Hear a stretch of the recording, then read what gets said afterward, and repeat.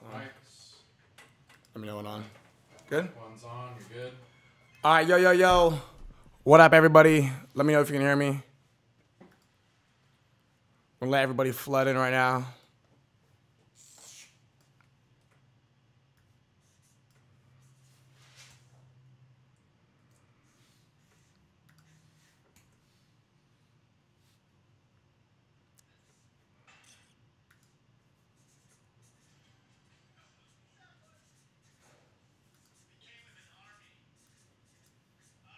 All right, word. You guys can hear me?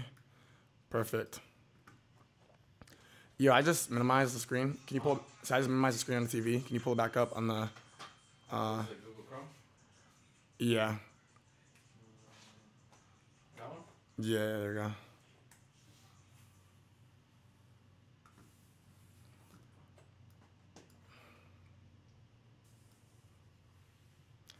Just waiting on everybody to flood in, guys.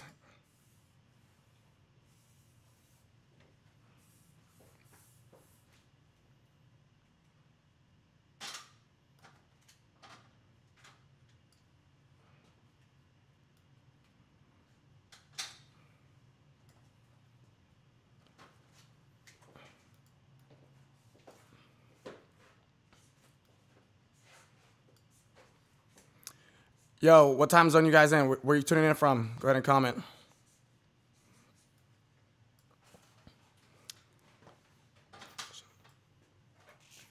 And real quick, while we're letting everybody flood in, and you guys are letting us know where you're coming from, just wanted to let you guys know and remind you guys, the LA event, the Inner Circle event, is going down next Saturday and Sunday in LA. The details are gonna be like the full details are gonna be sent out this week. So if you're already going to the event, comment right now saying "see you at the event." I just want to kind of get a little heads up of who's gonna be here. But there's only 11 tickets left for people inside of the Inner Circle. We did the call, the webinar or whatever, sold some to people on our following. That sold out pretty quickly. So there's 11 tickets left. So if you guys want to go to the LA event, you want to meet us, you want to meet other people from the Inner Circle, we're going to have over, I want to say 8, 9 different, speakers and entrepreneurs there that you guys can be able to network with, hear from, ask questions. Real estate, Amazon, Shopify. My buddy Dan DeSilva is going to be there. Nick Lovano is going to be there. Tommy Rodriguez, the Amazon guy, is going to be there. Everybody's pretty much going to be there. So there's going to be a lot of people coming to this LA event next weekend. So if you want to go, the link is in the description. The link, you guys had it for a while. There's going to be 11 seats left for this event. Okay, looks like most of you guys are already going. Awesome. Yeah, it looks like pretty much everybody in here is going. Dope. All right, so got close to 70 people on here, so we'll go ahead and get this thing started. So the person I'm about to bring on right now, a lot of you guys have been wanting to learn about Shopify, learn about dropshipping, learn about how to make money online with Shopify. So I'm bringing on Hayden Bowles. He is, what are you, 17 now, 18? 18? I still think you're 16 for some reason, man. But an 18-year-old entrepreneur. Is it freezing or what happened? No, you're good. Oh, okay, 18-year-old entrepreneur, Shopify expert, absolutely killing it. One of the most consistent guys I know when it comes to building his business, and as well as building his brand on YouTube. You're at close to 90,000 subs yet? Yeah, we're gonna hit 90 this week. Have you ever missed any uploads? One because YouTube fucked up. That's the only one that lasts 365 days. Okay, so in an entire year, he's missed one day when it comes to putting out content on YouTube, which is absolutely insane. So he obviously carries that same consistency with his business, which allows him to excel.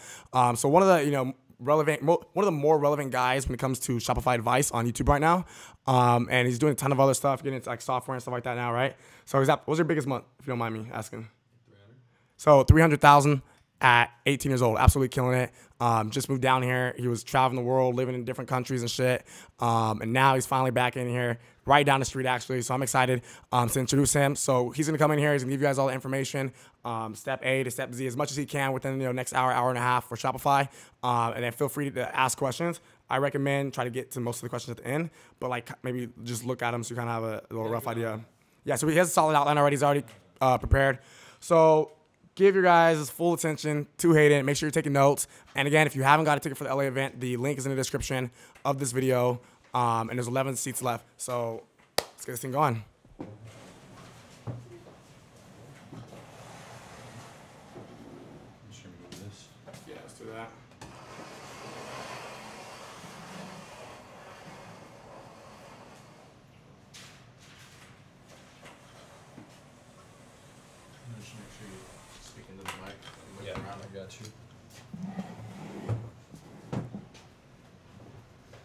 What's good?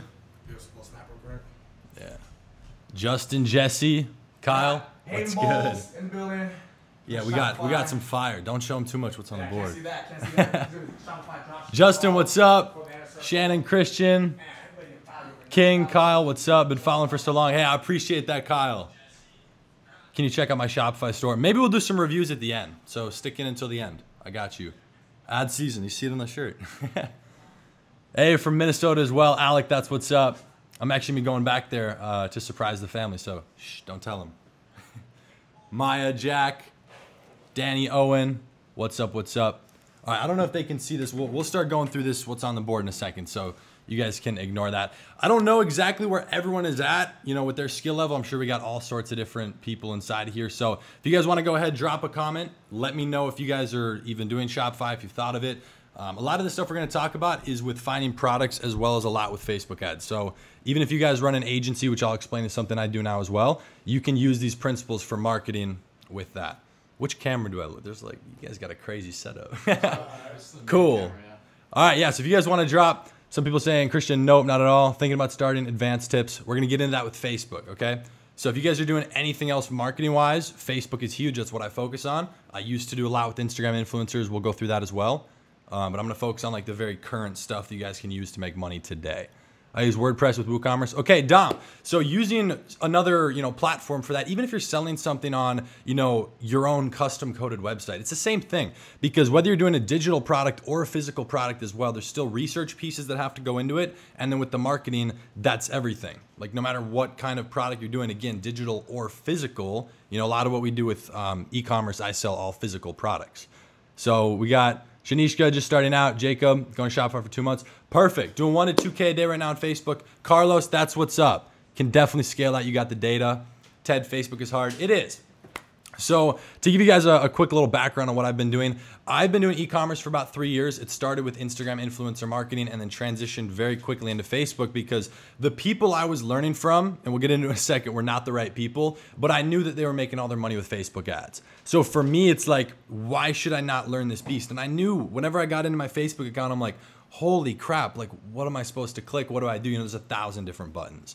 So I proceeded to fail for the next year trying to learn it all, spent almost all my money. And then, from there, it was just really, really small, pieces, just slowly. So it wasn't anything quick. Jacob says 5K this week on a new store. Boom, that's what's up. Can definitely scale that. Can you talk more about the unicorn marketing strategy? I'm going to give you guys some fire on exactly what I do with my Shopify stores. And then I'm going to take it from a little bit of a bigger setup. Just with anything else you're doing on Facebook, okay? So if you guys are running an agency, I don't know how many of you guys do that. That's something I do now, except my agency primarily focuses on running the e-com stores for other people. So it's still the very same stuff. We're actually gonna flip first. We're not gonna start with Facebook. If we can get them to see this board at all, I'm gonna show you guys a little bit about products first, okay? Because this is actually some research stuff you can do competitor-wise with honestly anything you're doing. So if you guys are even selling on eBay, Amazon, which are things we use for cross-referencing, which I'm gonna talk about in a second, the same principles apply, okay? And then we'll dive into Facebook, so you can kind of ignore that. You wanna give them the rundown, Shopify real quick compared to other... Yeah, and before I get really, really in-depth, Shopify is different from, not from Facebook. It's different from something like eBay or Amazon because on that, typically, a lot of what you're doing, at least with Amazon, is gonna be, you gotta order it up front. So with this, your startup cost is pretty much next to nothing. It's just the marketing, which, as we're gonna talk about, it can be expensive, but there's ways to get that down. And then with eBay, and also with Amazon, on the marketing end of things, you don't really do anything. So a lot of that is SEO, the search engine stuff, getting it ranked high, which I've never had to do that, because I do Shopify. So I directly control if 0 people see my offer or if 1 million people see it. So some people might say, oh, but then you got to learn the skill. That's true. However, once you learn that skill, you can pretty much print money. That's literally what it is. Ted says, is AliExpress dead? It is most certainly not. AliExpress has pretty much every product under the sun. Okay, Kyle, definitely not. Exactly. So you guys can use that, and you can use other fulfillment places as well. But that's kind of the thing we're going to avoid. I want to give you guys the stuff right here that's going to help you make money. So Shopify, they have a free 14-day trial. You guys can go through, set it up, build a store. It's really only going to take you a few hours. Find some products off AliExpress. We link that through an app called Oberlo. Okay, and now what products do you pick? That's kind of one of the two big things I want to focus on inside of here. So we can flip up over onto here.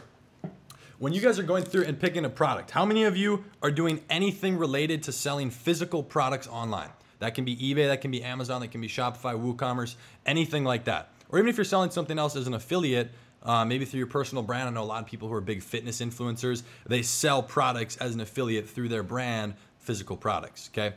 King says, me. Perfect. Clothing, awesome. Juan, me, awesome. Okay, so finding products. This is one of the biggest things I struggled with because as I look back on this, it's tough to regret anything or kind of be like, oh, I went wrong here. But I noticed that I was actually learning the right marketing skills. But one of the biggest problems was my product sucked, okay? So one of the biggest things with your product first, I'm gonna go through and explain how I find my products, okay? So the biggest thing I utilize is a free resource called Facebook. So if you guys utilize that at all, I don't actually look for products, which is actually very contrary to what most people say. What I'm looking for, and this is what I outlined right here, is the ad. Okay, and a lot of people don't ever seem to think about this.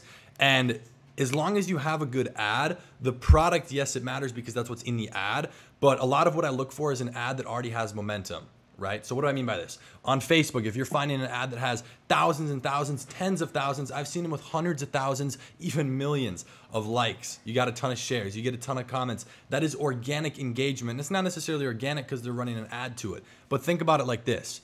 If you see anyone marketing a product online and it has a crap ton of views, crap ton of comments, they have to spend money to do that. And nobody's just gonna spend money on a product that's not working. So what I look for first, I'm gonna explain how to do this in a second, is I'm looking for an ad, okay? So I don't start a Shopify store most of the time thinking, you know what, I think I wanna sell in the fitness niche. Or let's do technology. I don't do that. I actually go in and try and find trending products based on the ads that are being run. Because as long as there's a good ad, then I know I can market it as well. And that doesn't mean you're copying what they're doing, okay? It really doesn't. Someone said like the LED mask. Exactly. Social proof, 100%. It's already working. So what we're gonna do is build off of that. Now, how do you find this?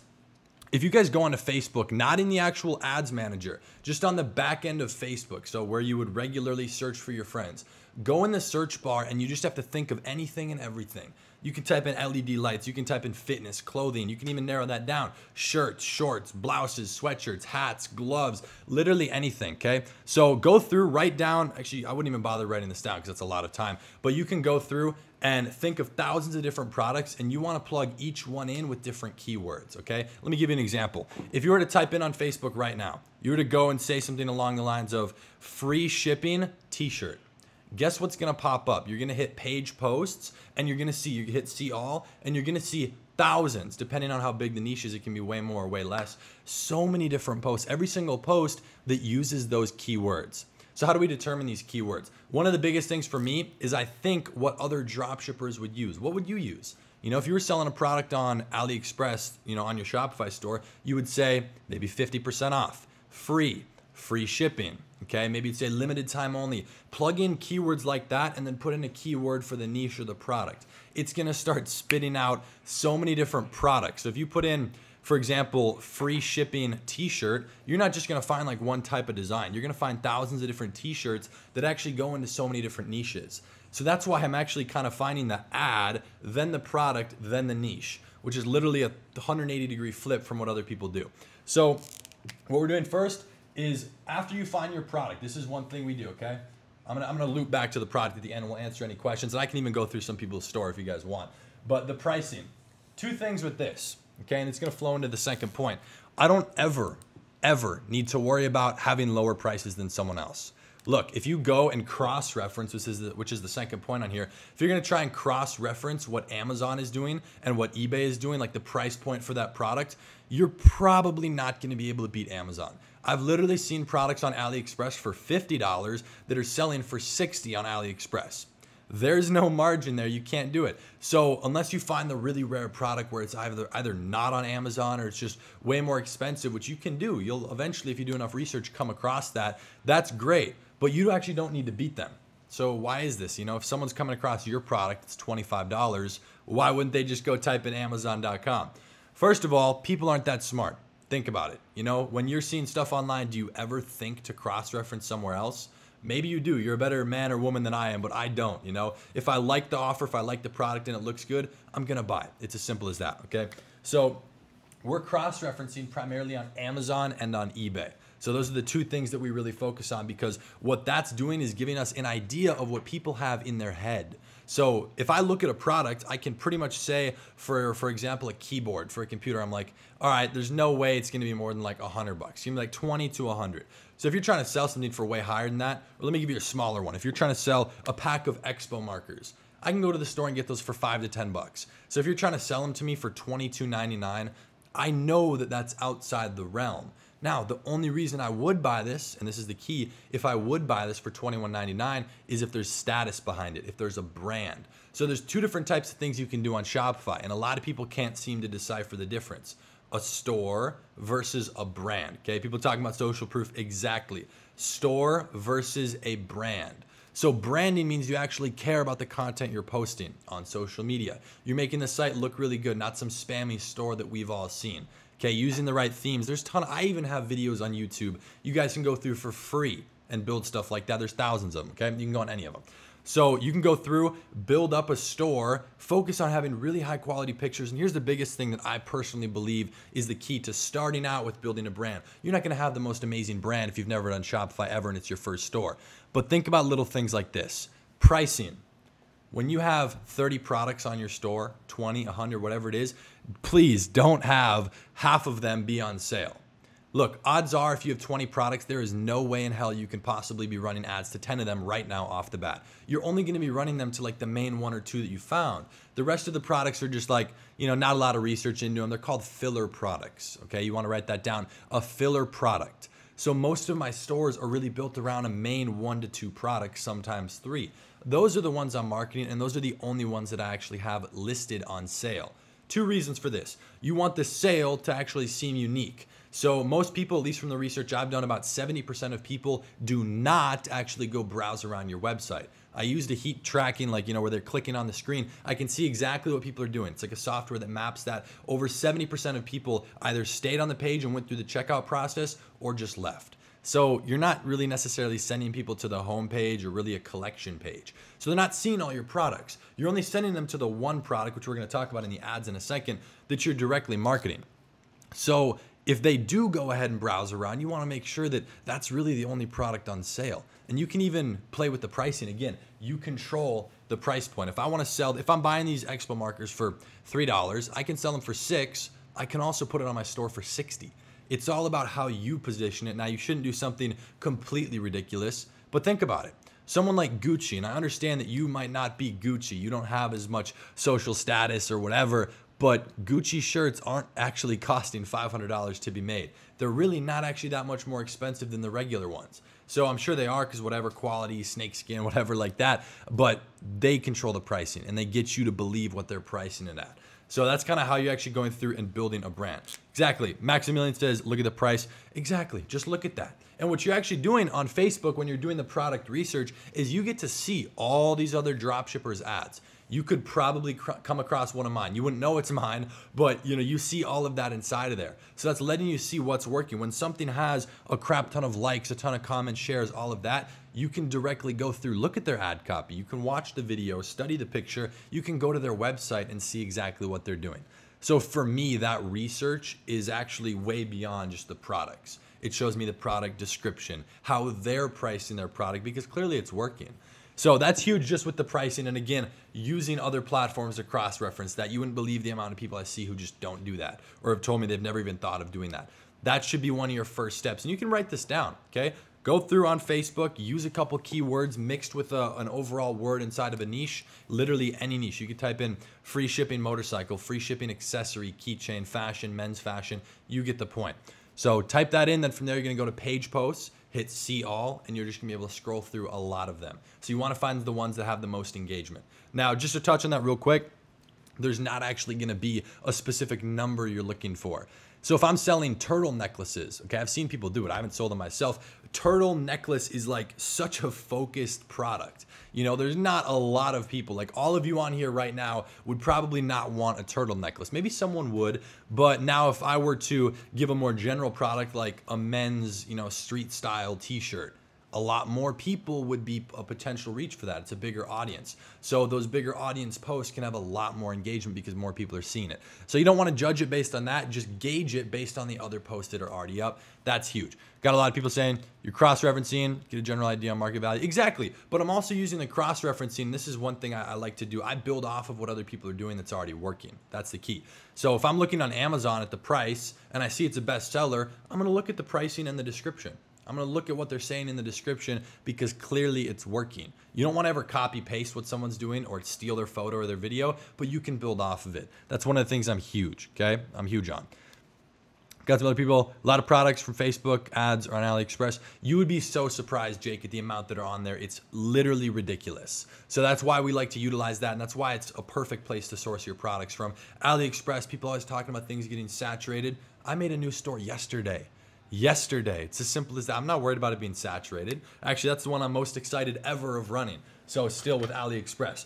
Now, this is the final thing we'll talk about under the products before we move into like the more in-depth. I want to give us some more time for Facebook as well as answering some questions. Your offer, I don't know if you guys can read that. The offer and positioning. What do I mean by this? When you're selling a product, again, similar to the keywords we're searching in, 50%, free shipping, limited time, BOGO, which means buy one, get one. That could be buy one, get one free, buy one, get one half off. What type of offer are you running? So again, back to this whole marker analogy or example, if you're selling this for $23.99, that's called a retail offer. Now, if you're saying that this is $33.99 or $49.99 and you're selling it for $23.99 or whatever, that's a discounted retail offer. So that's just a regular sale. 50%, 70%, 60%, whatever the number is, okay? That's just a product on sale. Now you can flip it, buy one, get one free. You buy one of these for 21, okay, then you get one free. Or you could say if you buy one of these for 21 and they're normally 31, again, that's kind of combining two of them. You can do buy one, get one half off depending on the product because you do want to think about your margin. You can also do something along the lines of free, where I'm going to charge them $20 for shipping instead of charging them on the front end. A lot of people like that. Or you can do it the opposite. They're paying for the product and they get free shipping. Here's a little key for you, unless you're really building a very good brand, like something long-term, and even then you can still do this. I would not recommend charging your customer twice. I believe it was Jeff Bezos, who said this one time. Don't quote me on that, but talking about how you should never charge a customer twice. Look, if you're gonna pay $20 for this marker or a set of them, and then I'm gonna charge you $5 for shipping, it would be more effective, and you can go test this because I have. You can go, I would rather charge you $25 up front, so you think you're paying $25 for the marker, and then you get free shipping because it seems like a deal. Okay, when you're going through, you've just spent $20. You might not have purchased yet, but in your mind, you've already accepted spending $20. Now, if I'm gonna add $5 on for shipping, it's just like a kind of kick in the balls at the end. It's like an extra, and that's a reason for people to validate why they don't need it. That's huge, okay? So that's one of the things we focus on. Does anyone have any questions real quick on the product before we jump into Facebook really deep? Flames came in late, what I missed. We were talking a lot about Facebook, finding the right products to sell on Shopify through AliExpress, talking about the ads a little bit. We're gonna talk a tad bit more about that, but I wanna get into Facebook. Okay, Chris, did this start? It's not loading for me. Yes. And again, if anyone has any questions before we jump into Facebook, I wanna make sure we kind of move through this in stages because there's a lot. Marizo, so free shipping always, unless you're doing a free shipping, or excuse me, a free plus shipping, where the product is free and then you charge shipping, you can reverse it. You can also do something which I'm sure you've seen on a lot of different sites. I believe Fashion Nova does this all the time, where if you order, if your cart value is $50 or more, or $30 or more, then you give them free shipping. So it's an incentive to bump up their cart value, okay? How to get better shipping? Better shipping is actually an app that I do recommend. You can type in better shipping in the App Store. Very, very beneficial.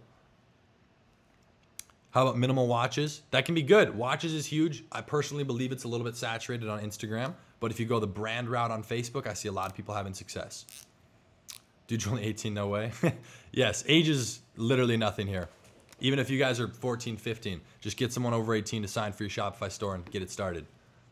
When you find your products on Facebook, how recent should the ads be? Great question. So it's not one of those things where I have to have every single criteria checked, because some of my most successful products actually didn't have certain things and I'm like, is it gonna work? And it ends up working, okay? So that for me is huge. I ideally would like to have that be in like the last 6 months. So if you guys want, and we're gonna talk about this in a second with Facebook, recent data on Facebook, which won't really matter with the product, but obviously the sooner the better, recent data is considered 2 months, so 60 days. So that's definitely one thing you want to look at, but if you have a product that's 2 years old on Facebook, it's from 2 years ago, it has a lot of engagement, go look at it on AliExpress, look it up on eBay and Amazon, see if it's a bestseller, you could still test it. Unless it's something that you can logically see, like fidget spinners from like 2 years ago, 3 years ago, then obviously it's kind of died off. How can I find new suppliers? Use AliExpress. There's all sorts of suppliers. I don't ever source from just one supplier because they take all sorts of different products. Okay, do you buy your product first? Elena, you do not. That's the awesome thing about Shopify versus something like Amazon. You have no upfront cost except for the marketing, which is what we're about to dive into in a second. Called better shipping. Yes, great one. Okay, so let's dive into Facebook. Who here, just to have an idea on where I should exactly pick up from, who here has experience with running Facebook ads? Could be for anything. Absolutely anything. If you're running it for an agency, clients, maybe your dad or uncle has a restaurant you've been trying to run ads for, testing a product, physical, digital, anything. Who is experienced with the Facebook ads backend? Because I can give you guys a little brief rundown to make sure everyone's caught up to speed. Oh, perfect. Got a lot of people. Me. Yes, awesome. I do. Great. King, no experience, no worries. Perfect. I'm sure some people in the replay won't. So just to give you a very minimal background on that, when you're inside your Facebook account, you can set up a Facebook ad account. You can Google how to do that. I'm sure there's like a 30-second tutorial. Very simple. Inside of there, you're going to have a lot of different things. There's going to be a big green button that says create campaign. So once you have all this other stuff set up with your ad, you're good to go, you're ready to test. This is where you actually launch a campaign. There's a lot of different options, but the first thing you're gonna get, the first screen that's gonna pop up once your ad account is live and you hit that green button is what type of ad would you wanna run? So this is one of those things where a lot of people have different strategies. A lot of people have different things. This is kind of where the unicorn strategy comes into play, which is some of the people who learned from me. You guys know exactly what that is. But a lot of people have different things they like to do and they recommend. That doesn't mean that what someone else says is wrong. So just because I'm saying this, don't go hate on someone else who's saying something else, because I'm sure hopefully it works for them, So there's different strategies that work really well, all right? So here's what I do. I don't know how well you guys can see it, but I would recommend that you screenshot this if you can. I'm gonna explain exactly what this is. So on the right side on that page that pops up once you hit the create ad button, there's a conversion ad column, okay? So you hit conversions. And then once you go to the next page, you're gonna have to select the conversion event. So this is essentially what you're optimizing your ad for. And don't worry, I'm gonna break all this down in a second. This right here, VC, that's the first one. Second one, ATC. Third one, IC. The last one, purchase, okay? So PUR, and we'll just abbreviate that. So what this essentially means, think about this very, very logically. If you come across one of my ads, what's the very first thing that you could possibly do? View it, right? You just logically have to see it, right? And interact with it. Then from there, let's say you view it, you like it, you go to my site. Well, what's the next step if you want to actually get it? You have to add it to your cart. That's what ATC stands for, add to cart. Well, what happens after that in the checkout process? And this gets very logical. Initiating a checkout, which is where they start putting in their information. And then after that, you've purchased. You're left with the purchase. And this is the strongest piece of data. This is the goal. This is what we want to optimize for. Once you're optimizing for this and it's working, you're golden. A lot of what you're doing is going to work. Your data is being stacked. That's really where I make the bulk of my money. However, that doesn't mean I start here. So this is how I follow my ads. I like to launch my ads in this process. So unless one of you guys is coming in with a crap ton of data from Instagram, where you're running Instagram influencers or Twitter, YouTube, whatever, and you have thousands of sales, I still recommend you follow this, okay? I highly recommend.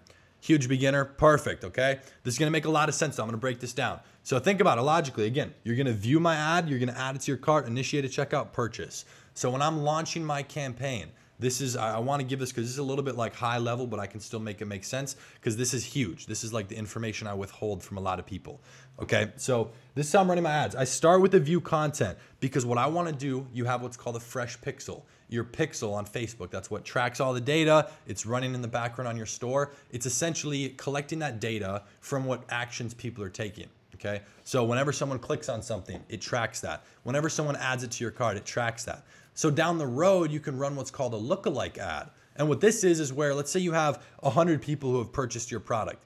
It can go and optimize those 100 people and find another 10,000 who look exactly like them. Not physically, but digitally. Same interest, same buying habits. Maybe they're located in the same country. They're interested in the same things. They watch the same videos. You get the point, okay? It's like the same exact type of people. That is huge, okay? So running a lookalike is extremely valuable. That's what we'll do down the road once you have data. So when we're first starting with our ads, we run VC. View content, that's the lightest piece of data. The goal off of this, and this is contrary to what a lot of people are gonna tell you, so I'm curious to see how you guys react. The goal off of this is not to make money. It's not. So with view content, don't get me wrong, you can make money, and I'm sure you will with different view content ads. But the goal out of this right here is actually to get data. So we want to start getting that data. And I don't necessarily mean on the pixel. You want to know a couple of very simple things. Who is your audience? What interests are working? What age group are they in? What gender are they? And what platform are they engaging on? Okay? Let me break that down again for you. You want to know some very simple data. And you guys can go on my YouTube channel. I literally show this stuff for free. But I mean, we're gonna go way more in depth in here. So a lot of this stuff, you use the breakdown tab. There's only a few key things out of the hundreds of pieces of data it gives you. You only need to know a couple things right away on view content. You wanna know who they are, what interests are working, how old they are they male or female, and then what device are they on. And if you're targeting multiple countries, which country are they from? It's the data. Yeah, we're gonna go through all that. I love you. I got you. So again, feel free. We're going to throw a ton of questions at the end. So if this doesn't make sense, just stick with us. Make sure to write it down. So view content, our goal here is to get started. We want to understand that data. From there, you might not be making very many purchases off of this, which is fine. We don't necessarily need to get that data. So from here, once we're running our ads, let's say it gave us 50 add to carts or so, right? You spent $100, you got 50 add to carts, maybe a couple of purchases, which a couple of purchases is not that important, okay? It's not that much data. So then we're gonna start optimizing our ads for add to cart.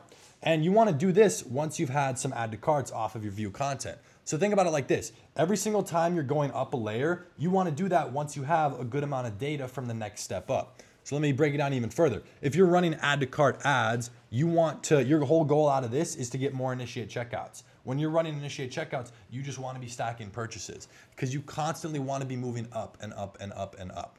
Okay, and I'll give you guys my YouTube and everything. I'll recommend some videos at the end as well for specific questions. So, almost dropped the marker. So everything with this, the goal is just to move that one step up.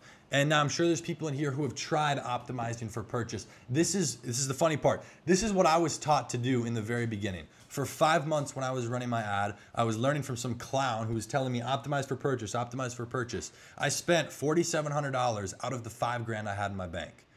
$5,000. I had $300 left and 5 months of work being put in for nothing. I made one sale that was $13.99. Not even as much as the bulk package of this marker example. This makes so much sense. I feel stupid. It really is simple when you break it down. And don't worry, Chase, I'm gonna dumb it down even more. It literally is not that difficult once you get it broken down for you. That's awesome. So the goal out of this again is to keep moving up one step after the other. And the whole thing is you're gonna be stacking purchases along the way. So you'll be making the most amount of purchases, obviously, when you're optimizing for purchase. The second most at initiate checkout. But even when you're running add to cart, that doesn't mean you can't test a purchase. Okay, so I would not recommend optimizing for purchase if you have no purchases. If your store has no sales, I would not recommend that. That doesn't mean you can't do it. I'm all for testing. Test everything. If you have the budget, do it. If not, stick to this like a freaking textbook and some teacher's telling you what to do, you know? So this is one of those things where if you have 100 add to carts, you're running a lot of add to carts, maybe an initiate checkout, VCs are still running, test a purchase.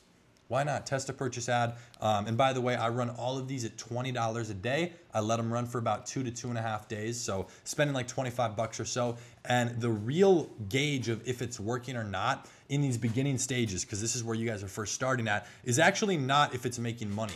So just because an ad, again, doesn't make me money does not mean it was a losing ad. Okay, so what we're doing, I'm gonna answer all these questions here in a second. The whole goal out of this is to get that data. So what you wanna do is compare all your ad sets against each other. Very similarly to the product research. You guys getting the whole theme here? Comparing and contrasting. It's never an exact number, okay? It's a somewhat, estimated science, if you will. But when you're running in, actually, we'll start with this product stuff. When you're looking at 100 different products and you're looking at all the page posts on Facebook doing product research, you wanna see what has the most engagement compared to all the other ones. So when you're running 5 different view content ads, it's not a certain metric you're looking for. You're looking for the 1 or 2 that have the best data out of all of that. Okay, you're looking for that best piece of data. That's the best one you want to keep building off of and break down. Okay. Juan says, do you run multiple ads in your ad sets in your ad? I do. Okay, so think about it like this. This is how I launch all of my stuff just to keep things organized. Okay, this is just to keep it organized. Every single actual campaign, the campaign itself, the biggest level you can get at, every single campaign is one product. So if you're testing 2 products, I would recommend starting with 2 campaigns, 1 for each. That way you can separate it as much as possible, and then inside the ad set level, that's when you can show all the different optimizing for purchase or add to cart, initiate checkout. And I recommend you label that as well. Text me if you want to do it or not. I'm good. Thank you, bro. Yeah, so everything with this, that's what you want to make sure you label, because what Facebook's actually going to do, and this will screw you over, is Facebook actually labels everything just flat conversion. Okay, so imagine this. Let's say you launch 20 different ads, 20, and all of them are labeled conversion, and they're all for different things. You will have no idea what they were for. It's gonna take you so long to break down, so make sure that you go ahead and label them, just something that you're gonna remember. That's huge, okay? So if anyone has any questions about this process before I dive like another layer deeper on a little bit more specific stuff, okay, what are some key metrics to look at? I'm gonna flip the sheet in a second and we're gonna go through that. Okay, Chris, that's a great question. Do you stick to a specific niche for each store? Yes. King, I actually do not like doing general stores. That doesn't mean I can't do it. I have clients where I run their general stores. That's totally fine. The only reason I don't recommend this for a beginner is because then you have to get into the whole issue of custom conversions, okay? Custom conversions is what people seem to think is the only issue with the general store. That's where you're separating the data on your Facebook, on the pixel. So if you're running, let's say you have a store where you're selling electronics, you're selling board games, you're selling fitness products, it's all over the place. You're gonna confuse your Facebook pixel, so it's not gonna help you very much. So custom conversion separates that, but that's not the only issue. On your entire Shopify store, your email list is gonna be screwed. Okay, and email marketing is where I make about 30% extra for free on the back end. Jack, do you use email marketing? Yes. Email is huge, which again is a reason why I don't really like general stores too much. ROAS, if it goes below 1.5, kill the ad set. Kyle, so that can be a good metric if that's one thing you want to look at. However, that's actually ROAS. It's kind of funny you bring that up. That's the last metric I look at. I set up custom columns. That's the very last one. So again, just because it's not making me money, right? A break even would be considered 1 ROAS, return on ad spend. So just because it's not making me money doesn't mean I kill it. I want to take the data and keep moving towards what's working.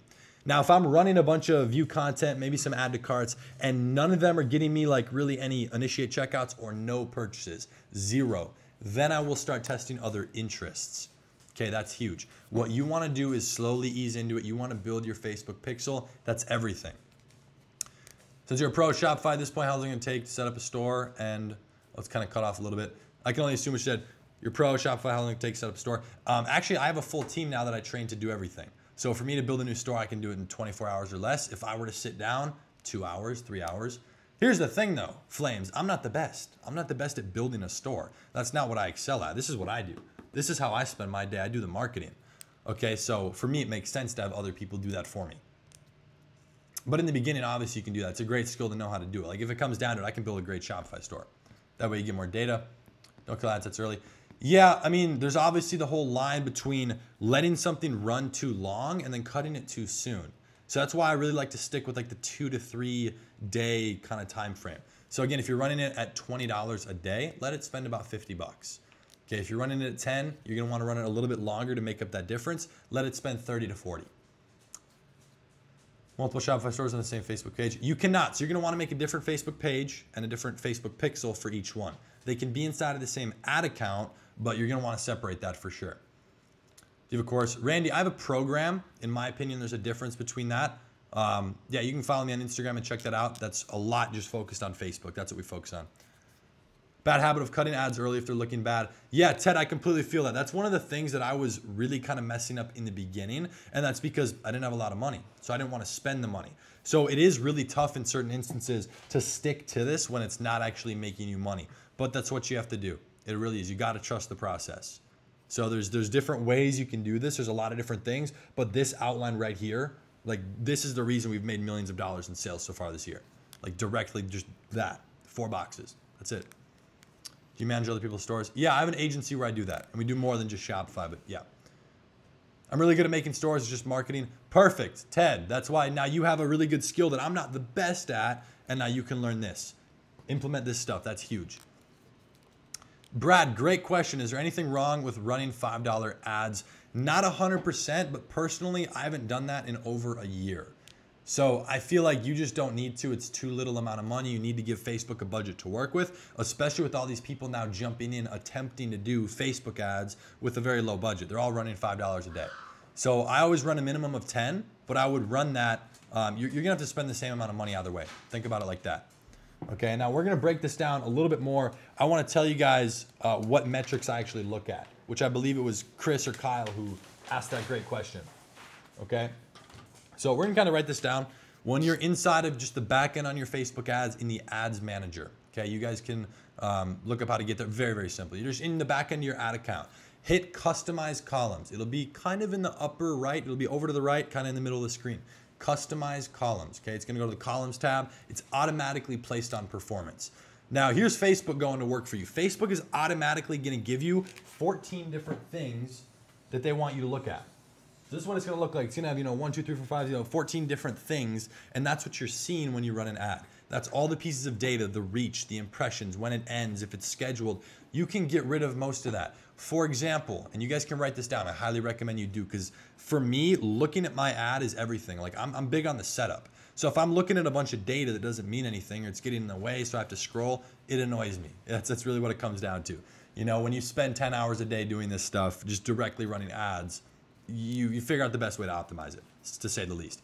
So when you guys are running that, the 2 or 3 things I would recommend you just immediately delete off of your column when you click customize columns is schedule, because I don't schedule my ads. I'm either launching them or I'm not. I don't schedule them. And then ends. I don't ever set an end date on my ad. Never. Now you want to leave things on there like the budget, because you need to know what budget. We're running all sorts of different budgets. Now here's a couple things I recommend you add, because when you hit customize columns, there's going to be a search bar that pops up. Okay, and inside that search bar, let me just write out a few things for you. You're going to type in add to cart.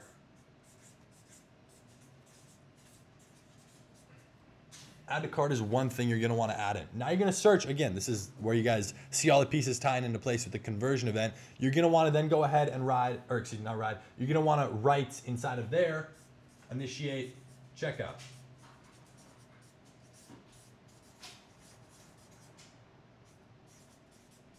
Okay? And there's actually going to be 2 for here. When you type out all of initiate checkout and hit enter, select the first 2, okay? How many you have and then the cost for each one, okay? And I'm gonna show you how to organize the data inside the column in a second. Then the last one, so there's 1 that you're gonna have on initiate checkout. You're gonna have 1, 2 for this, and you're gonna have 3. And this is not the third point. There's 3 different things you wanna add in for purchase. This marker's dying out on us. But purchase right there is absolutely essential. So what you're gonna see in here, the first 3 things that are on there you wanna add. How many purchases do you have? How much are you paying for that? And then the third one, which I believe someone brought up, I don't remember your name, ROAS, return on ad spend. This is the very final metric. We move it to the very bottom right here on the column, because you can click and drag and reorganize how you see it. It's the very last thing we look at. Very simply put, it's the last metric that I wanna see. Essentially, it means, is it break even or not? 1 or above is break even into profit. 1 and below is break even to not. Okay, so it's losing money. Which again, this is a very, very controversial thing, and I really want to push you guys to believe this, that just because an ad is not making money does not mean it's a failure. How many ad sets do you put out? A lot, okay? So here's how I break down my ad sets. That's a great question. And we'll kind of finish up this here in a second. How many ad sets I put out? It depends on what I want to test. So if I'm running one product and I have 4 or 5 different interests, I'm going to run a couple ad sets to each interest. So let's call it 10 to 15 ad sets, boom, right there. Because I want to test VC for one, add to cart for another, maybe an initiate checkout. So I'm getting started with that. Then off of that, I'm going to want to test maybe a different budget. Maybe I'm going to want to do what's called stacking, where you're grouping your interests together. 3 of them, 5 of them, 7 of them. Or you're just doing one, which is called flex targeting. I primarily do flex targeting. Because let me ask you guys a question real quick, and I want to see people's answer. If you're running an ad and you have 5 different interest group inside of there, you've got, let's say you're running it for old people who like cars. You've got Hot Rod Magazine, Cars World, Cars Magazine, and Cool Crazy Cars, right? You got 5 different interests. There's things that people are interested in, okay? How do you know if your thing got a sale? Let's bring it back here. Let's say it gets any piece of data. How do you know which interest it came from? Go. How do you know? Because if you have 5 on there, how do you discern, right? Let's say it starts working. That ad starts making you a stupid amount of money. You want to scale it. You want to break it down, build off of it, get it working even better. Which one was it, right? You have no idea which interest you got sale from. Carlos, bing, bang, boom, exactly. And that is not to say that you shouldn't do that, but think about it like this. Oh, and you don't, exactly. So here's how you need to think about this. This is why I do so much flex targeting, because I'm very logical with how I run my ads, and I like to look at the data. If you're gonna run an ad on just flex targeting, where you're running it to one specific interest, okay, just one, you know exactly what happened, you know where it came from, whether it was a good result or a bad result. Now, if you run it to 5 and it starts working, well, now you're screwed, because you have to go ahead and then again do what you would have had to do in the first place, plus that original ad with all of them stacked together for each individual ad set, changing nothing else but where it's targeting to see which one brought you the results. And here's how Facebook's also gonna screw you even further. So to sum up that, you're gonna have to spend the money either way, plus you're spending more money for one additional ad where it's all stacked up, but Facebook might not let it work. So sometimes when you put it all stacked together and then you try and separate it for each interest, it might not work. None of them will work. That can happen. Facebook's weird.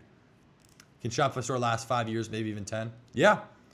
There's a lot of people who make a lot of money. Kylie Jenner's been on Shopify for years. She's about to hit $1 billion. Actually, she's done like 450 million in sales. It's on Shopify. Think about it. You know, the whole drop shipping business model is not going to go away. The things that can go away are the marketing strategies. This is different. I'm giving you the most current information right now live. Today, September 9th or 10th or whatever it is, 2018. This is what I do every day. 6 months ago, this is a little bit different. 12 months ago, I didn't even know what this was. It didn't exist because other stuff was working for me. It's all about branding though. Exactly. So what's going to change with selling products online is going to be the marketing, the way people structure things, products, probably the offers a little bit, but primarily just the marketing and maybe the platform. Maybe Shopify will be gone. But that doesn't mean this stuff is gone. That doesn't mean dropshipping's dead. Do you recommend dark post or normal one? Lowen, when you're going through and setting up your page post, I would not put it as an open post. Put it as just for an ad. You want it to be a dark post. Do you make an Instagram for all your stores? Colin, great question. Yes, to summarize. And I don't really do too much with the socials. I don't really do anything with the Facebook, but I only focus on the Instagram once it's working. So you don't want to dump a bunch of time, and I guess just time pretty much, into growing a page, putting out a lot of content until the product's working. So just because you have a terrible looking Instagram doesn't mean it can't make sales. What's your ideal audience size per ad set? Jacob, great question, my man. So it depends on the pixel. So let me give you an example. If you have 100 purchases on your pixel, that's different than a person who has 1,000 and 0. So when you're first starting, just to give you guys a rundown, I'll actually write it out for you. Let's see here. All right, so audience size, when you're at 0,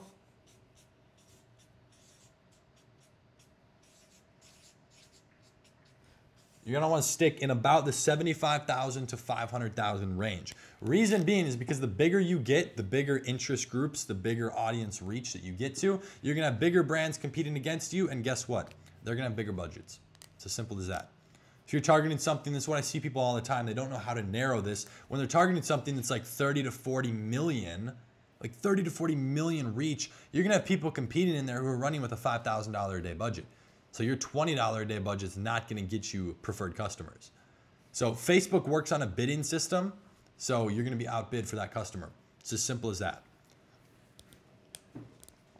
What's your opinion on ad copy, including 50% off or limited supply time left? Is there even both those things? Yeah, Chris, great question. When it comes into what I'm actually using for the scarcity or urgency, I recommend you use one. So if you want to say it's 50% off, focus on that. Now, for the limited time offer and supply left, you have one of two options. You got time or quantity.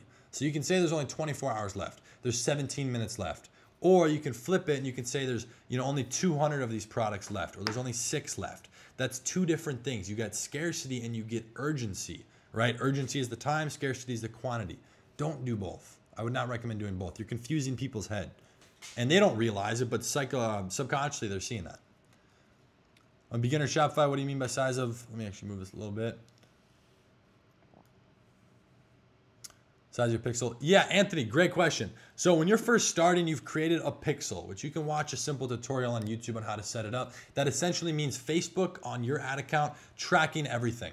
So if you get 100 sales, Facebook has now tracked that. So there's 100 sales on your pixel.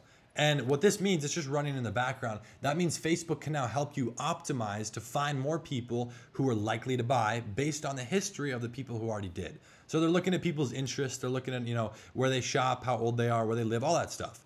So the more you have, if you have a little bit of, let's say 100 sales, you have a little bit of a defined audience there. So if you're moving up into, let's say 1 million or 2 million reach for your potential reach on your Facebook ad, that's going to give you a little edge. You're going to have a little edge going into it because they know a little bit more about who your audience is. So they can kind of weave through the BS inside of there. Copywriting is key. Yeah, ad copy is massive. Again, that goes back to the first sheet we were on. I'm not going to waste time flipping it. Talking about the actual ad. We find the ad first. That's huge. How do you discern between what's a good and bad interest to use? Great question, okay? So when we're going through and talking about the interest, I do my interest research inside of Facebook. I go through and I very simply look at every single store. I look at every interest and I try to find like the 3 to 5 that just relate the most. You want the ones that are very specific to what you do. And that's why I'm okay with going with smaller ones. The interest itself is not gonna have 75,000.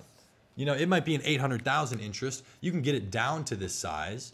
Okay, but you want to start with the smaller audience because they're just very specific. Facebook's going to help you more inside of there because not many people run ads to a very specific audience.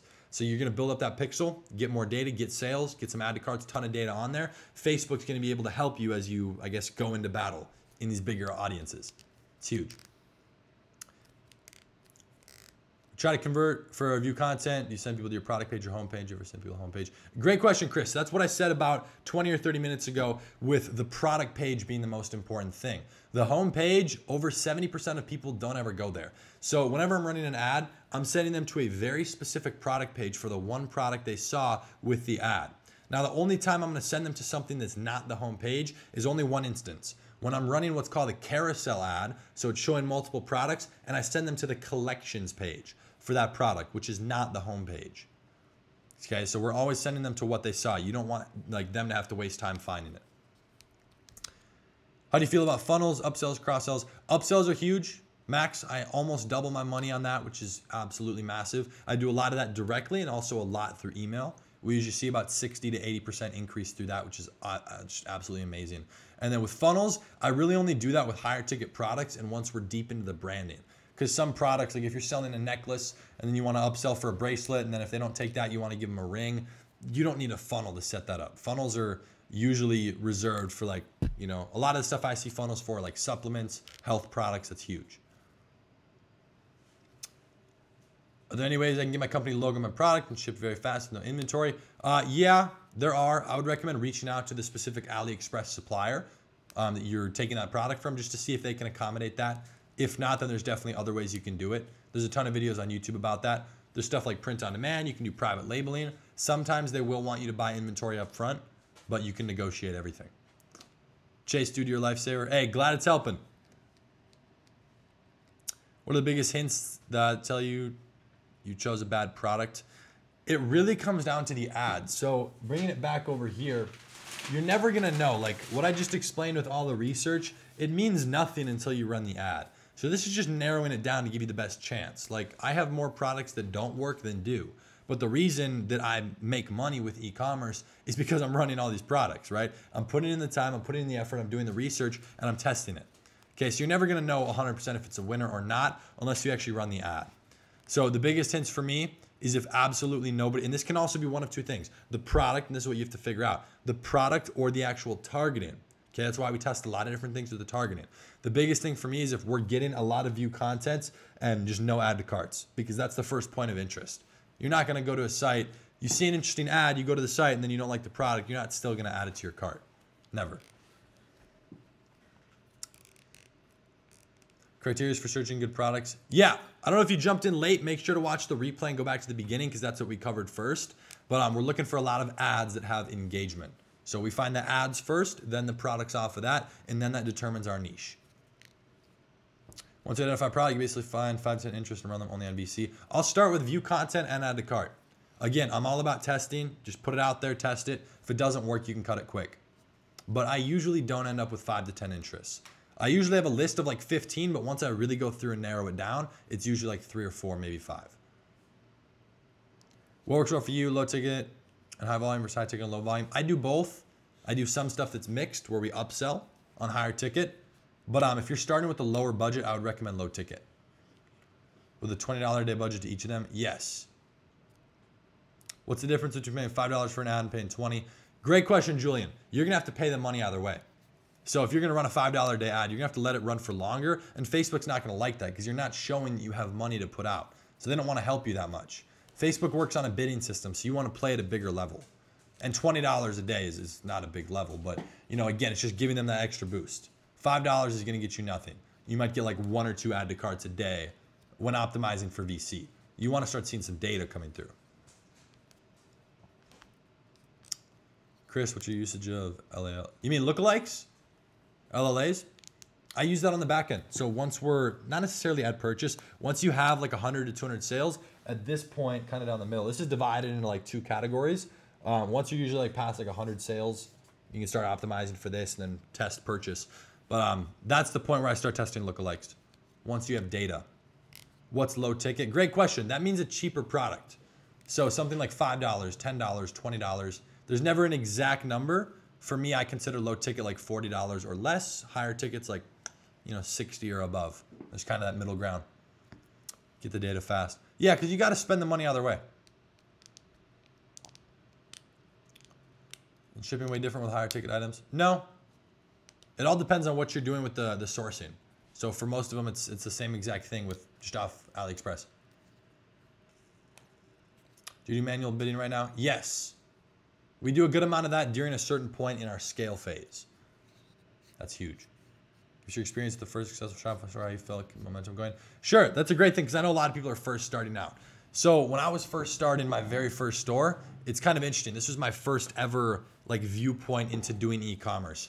I never actually like had my own store right away. So what I did is I actually found a few of my friends down in Miami. And this is kind of an interesting story. I'll share it with you because it's very important when you're first starting. I was working with 3 other people and the store was already doing like $35,000 a month. So it was doing well. And for me, I'm whatever, 15, I don't even know if I could drive at the time. Like 15 or 16, I had skills from building Instagram influencer pages. I was very good at email marketing. So I helped them with those 2 things, Instagram influencers, which is how they were making all their money, and then email marketing. So they had a store and they owned all of the influencer pages. Like I used to grow Instagram influencer pages. These are my friends who did that as well. So we weren't paying for marketing. Like this was not existing. We weren't even, none of us knew how to do Facebook ads at the time. We were running Instagram influencers. And from me coming in within about 2 months, we took it from $35,000 a month to $72,000 was the biggest month on that second month. And we were running these ads, learning so much. I was down in Miami for like a month and a half at 16. And I was spending like every other week there after that, just constantly in Miami, learning, working on this stuff. And they were dealing with like all the back end stuff. So I had no idea about sourcing, fulfilling products, like hiring VAs, pricing, descriptions, like finding more products, none of that. So I was just focusing on a few specific things. But what this did is it put me in a position where I was learning about Shopify. I was seeing a little bit about the process, started studying, I was hands-on, and at the same time making some money. So that cash that I was making off of that, I took a small equity piece. That was really helpful to then start my own stores after, which by the way, bombed. 3 stores in a row. Terrible. How do you get ad sets with only 3 to 5 interests? Well, that's what you choose. So you can run an ad set with 1 interest, 100 interests. I either run it with just 1, which is called flex targeting, or stacking, which is 3 to 5. Or excuse me, not 3 to 5. I'm confused by what you said. Stacking is 3 to 7. So I don't like to go above 7. So if you're running direct interest groups, either 1 or 3 to 7. He's gonna ask about ClickFunnels. ClickFunnels is huge. I use it for very, very few offers. Most things you don't need it. Do you run custom audiences targeted such people recently viewed alongside your other ads? Yes, a lot of that's for when we're running video ads. People who have watched a video for longer than 3 seconds, but have not taken an action.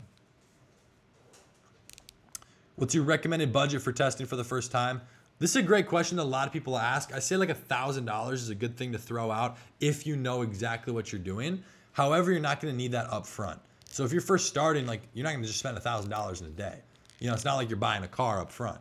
This is like over time. So I'd say $500 and have some sort of monthly cash flow. Live in Miami if you have anyone in the area that can help me. Yeah, I have some friends down there. Amount to start off with. Yeah, Ted, I hope that helped that. Hector, at what point should I hire a VA? This is something you should not worry about until you're making money, because you will know. Trust me, Hector, you will know when you hire a VA. And for everyone else, what he means by that, virtual assistant. This is typically someone who goes through and fulfills all your orders for you. Because if you're getting 100 orders a day, it typically takes about a minute, sometimes 45 seconds to a minute and a half to fulfill each order. So if you're getting 100 a day, you're gonna be sitting there for an hour to 2 hours. That's not a smart use of your time as a business owner. So usually once I'm getting like 30 orders a day, I go ahead and look at that. How do you go about taking someone's video ad to test a product yourself? Yeah, great question. So when you're going through and doing the product research, you're doing all your references, whatever, you find some products that are working based on ads that are getting a ton of engagement. You can actually download the video off their Facebook ad, but please make sure you do this. Don't just do that. Do not just do that, okay? You're gonna wanna go through, download it, put it into an editor and change it a little bit. We got Josh watching you from the drive-thru at In-N-Out. That's what's up. So it's really that simple. You wanna make sure you edit it a little bit. Because this happened to me. I went through and I was running exactly what someone else took. I didn't copy their ad copy, but I took the video. Boom, ad account disabled. I had a couple backup accounts, launched the same ad, boom, disabled. I'm like, why the hell is it getting disabled? 3 in a row, and I only had 4 ad accounts before I figured it out. So it was really, really scary. So make sure you edit it a little bit. Hey Josh, I need an Uber, bro, can you pick me up? Go scoop him.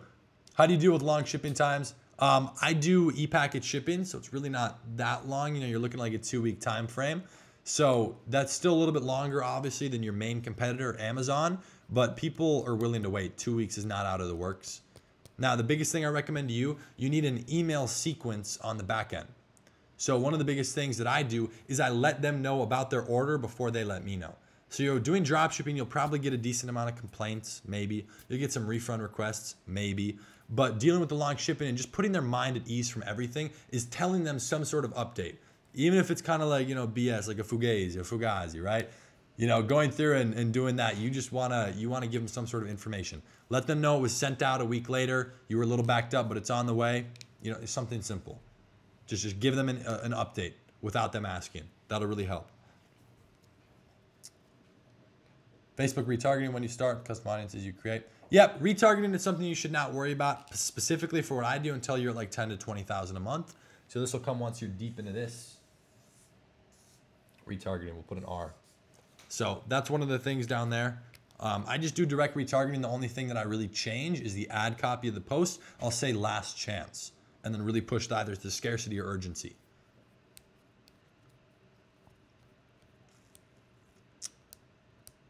Tips for making great product descriptions. Definitely utilize what other people are doing. So this is where the whole product research comes in. You get to see directly other Shopify stores. You can go look at Amazon. Amazon's a great way to do it because theirs is a bullet point list. I usually put like a headline and I center it in the middle of the product description on Shopify. So instead of being on the side, I center it and I put that one in bold, sometimes all capitals. It's like one sentence that usually takes up a few lines.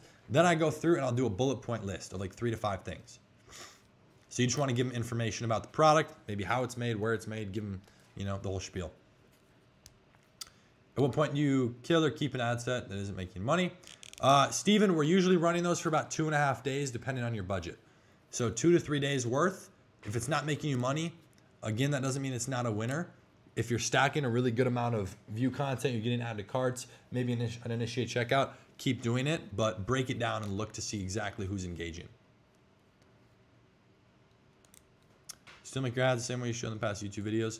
It depends on the YouTube video. A lot of the stuff I don't show on YouTube just because that's free. You know, thousands of people see that. Got to keep some stuff low key, but there's a lot of different ways to make ads. It changes all the time. If you use dark posts, why do successful ones use normal post? Again, a lot of different ways to do it. I don't always use dark posts. Depends on what you're trying to do.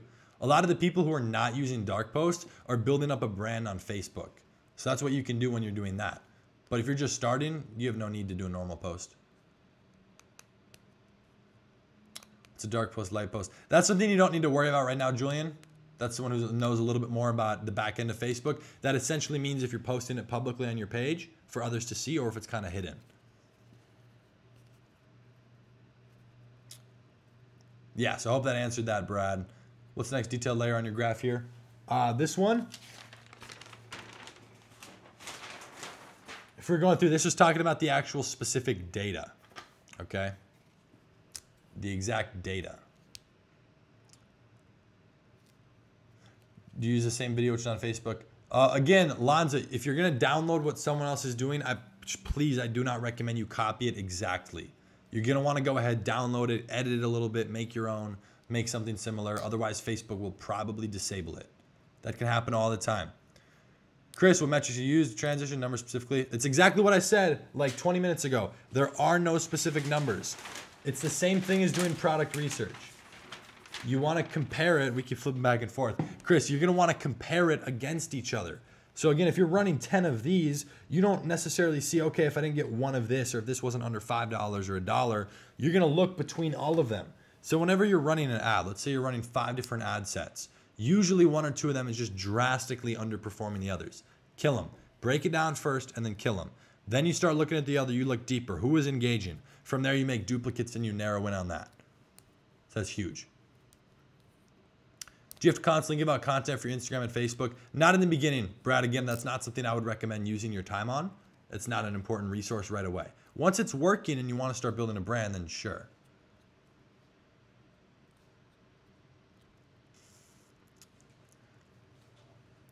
Should I start with IG influencers? As a beginner, should be playing with Facebook ads. If you have some sort of connection with influencers, or you have a product that would work on influencers, because a lot of products just won't, as simple as that, then you can definitely do influencers. Either way, you're gonna have to do Facebook. Facebook's where you make the money. So either way, you're gonna have to transition. Coming in there with data definitely makes it easier, it makes it faster, but that's kind of your call. I focus on Facebook now. If you go through any stores, love to see mine, currently breaking even 100 a day on Facebook, try to optimize my ads. Perfect. Yeah, if you could definitely drop in the link. I think, can we screen share? Yeah, just need to set it up. Someone's gonna, we'll do it in a second once they drop the link in here. You've been successful print on demand. I don't run my own print on demand stores, but I do the marketing for people who do. So, yes. Do you do ads on Instagram where it says sponsored? Yes. So that's a direct, that's kind of, you can think about it as a Facebook ad on Instagram. Okay, so that's what we do. And we always split that, by the way. You're never running an ad to both Facebook and Instagram. Very simply because Instagram, you can't click the link in the description. So you split the page post. You make 2 posts, the same thing, just one with a link and one without, because the Instagram one's gonna have a button. It's gonna be $20 per day per ad set, exactly. It's pretty easy to edit the videos of your competitors. I use iMovie, cut the clips. Yeah, exactly. And Jacob, iMovie is like the most basic thing. That's what I use, you know? And I don't do it myself anymore, but I use iMovie for YouTube and everything. Super simple. Emoji usage, professional and unprofessional. You can do it, just don't overdo it. A lot of people think it helps, but then they use 10 of them, and that actually hurts you more than it helps you. So stick to 1 or 2. Because an emoji is a visual aid, so don't put a random one. It should come at the end of a sentence and make sense with what that sentence said. If you're talking about a necklace or a new ring you're selling for females, put the little ring emoji. You know, something like that. Yeah, so if someone wants to drop their store, I know, who was it who was looking at them? It was Colin. Yeah. What countries do you target? Are they all in the same ad? I always start my ads with just the US, but there's something called the Big 5 that you can do. Let me flip to a new sheet. Does anybody know what the Big 5 is already? I'll write this down because you guys can screenshot it if you want, or write it down. I screwed that up. Okay, so does anyone know what the Big 5 is when it comes to location? Boom. They know what it is. Exactly. So let me explain how I split that, okay? So you got US, UK, New Zealand, Australia, and Canada. Okay, so you got the US, UK, I'm going to abbreviate it like this: New Zealand, Australia, and Canada. Some people know, cool. Surprised a lot of you know. That's awesome. So what I do primarily is I'm just running it to the US. Now, if I'm ever going to test any of these, they're all together. Okay, so it's kind of split like this. I start my ads in the US because if you can make it work in the US, the odds of it then working even better in other countries, it can help you so much. It really can. So that's why I always start with the US. Building your pixel data is the best in the US. It's also the hardest. So if you can make it work in the US, it will work elsewhere. It's huge. So that's the highest quality data you can get. But if you want to run any of these other 4, run them all together. And then you're going to also need to break it down by country to see exactly who's doing it. If you run worldwide ads, which do you exclude? Usually like half the time I don't exclude anything because that's a whole nother variable you're throwing at Facebook. And you don't want to just test everything. Oh, people are sending in, they're kind of code wording in the stores. Satisfaction.com. Oh, man. Let's see. And they can see this? I'm just going to... They could only see the Google page. This one? Okay, that one down. Okay, perfect. There, yeah. Time, I'll just type it in. All right, let's check it out. You're going to have to let me know what product you were doing. We can go through and check some of these out, give some direct advice.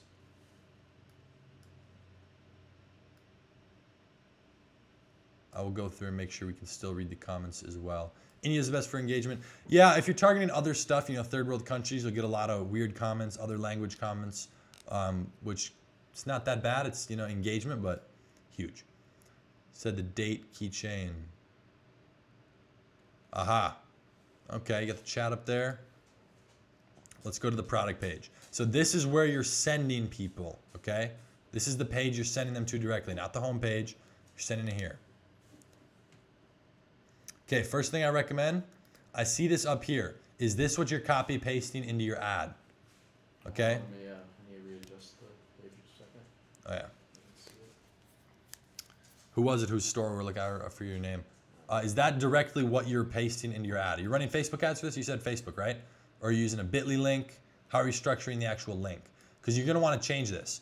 When you go to the back end of that product over on your Shopify store, you're going to hit edit website SEO, and you can just change the back end. Just put like dash date or jewelry or remember the date. Something simple.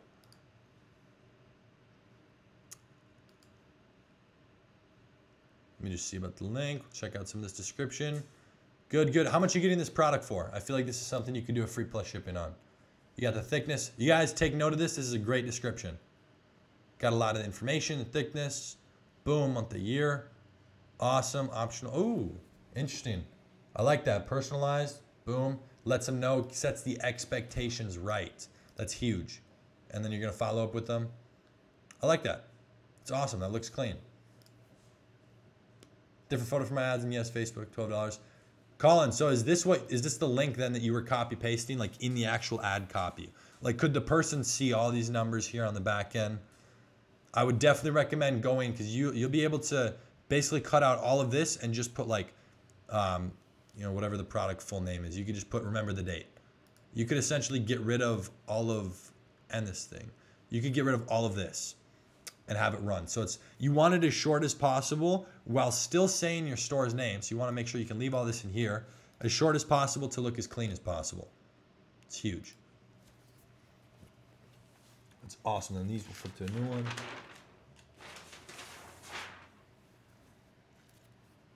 Give us a link. Only running on IG, so just a shop. Perfect. Yeah. So it's kind of masked when you're running it on when you run on Instagram, because Instagram's a button, remember. So if you're going to try and run the same ad on Instagram and Facebook, you're going to run into some difficulty, because on Facebook, you want to put the link in the actual product ad copy. So on the ad they're seeing.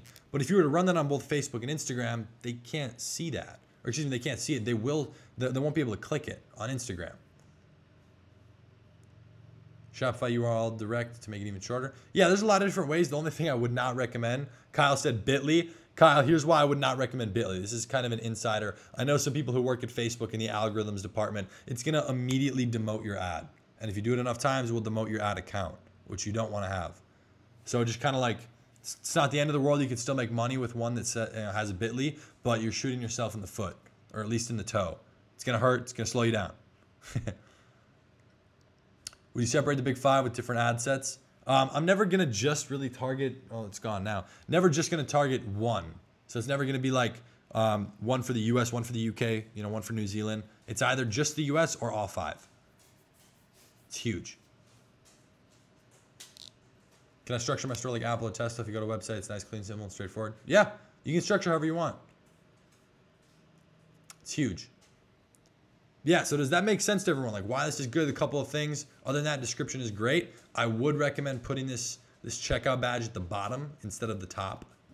Just because when someone comes on mobile, you got to make sure it's mobile optimized. This is going to take up a lot of space on mobile. So they got to scroll past that.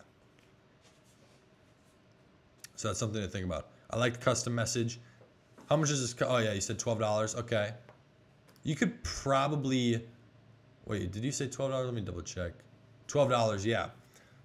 Okay, 20, that's kind of cutting into your margin. I would really push the whole personalized end of it. I've seen a lot of personalized jewelry blow up recently, so I would push that and charge like $24.99. You know, try and like double what you're paying for it. How do you think Shopify will change next year as a business model? Well, Shopify is not a business model. Dropshipping is. Shopify is the hosting platform. I don't think Shopify will change much besides certain apps. And as a lot more people try and get into it, you know, the apps we use, the strategies we use will change. But it's primarily just going to be the marketing with Facebook as we covered. Giovanni, how do you clean up the URL again? When you're in the back end, the admin panel of your Shopify store on that specific product, scroll all the way down and hit edit website SEO. It's huge. How about Google short links? Same thing as Bitly. I would not recommend it.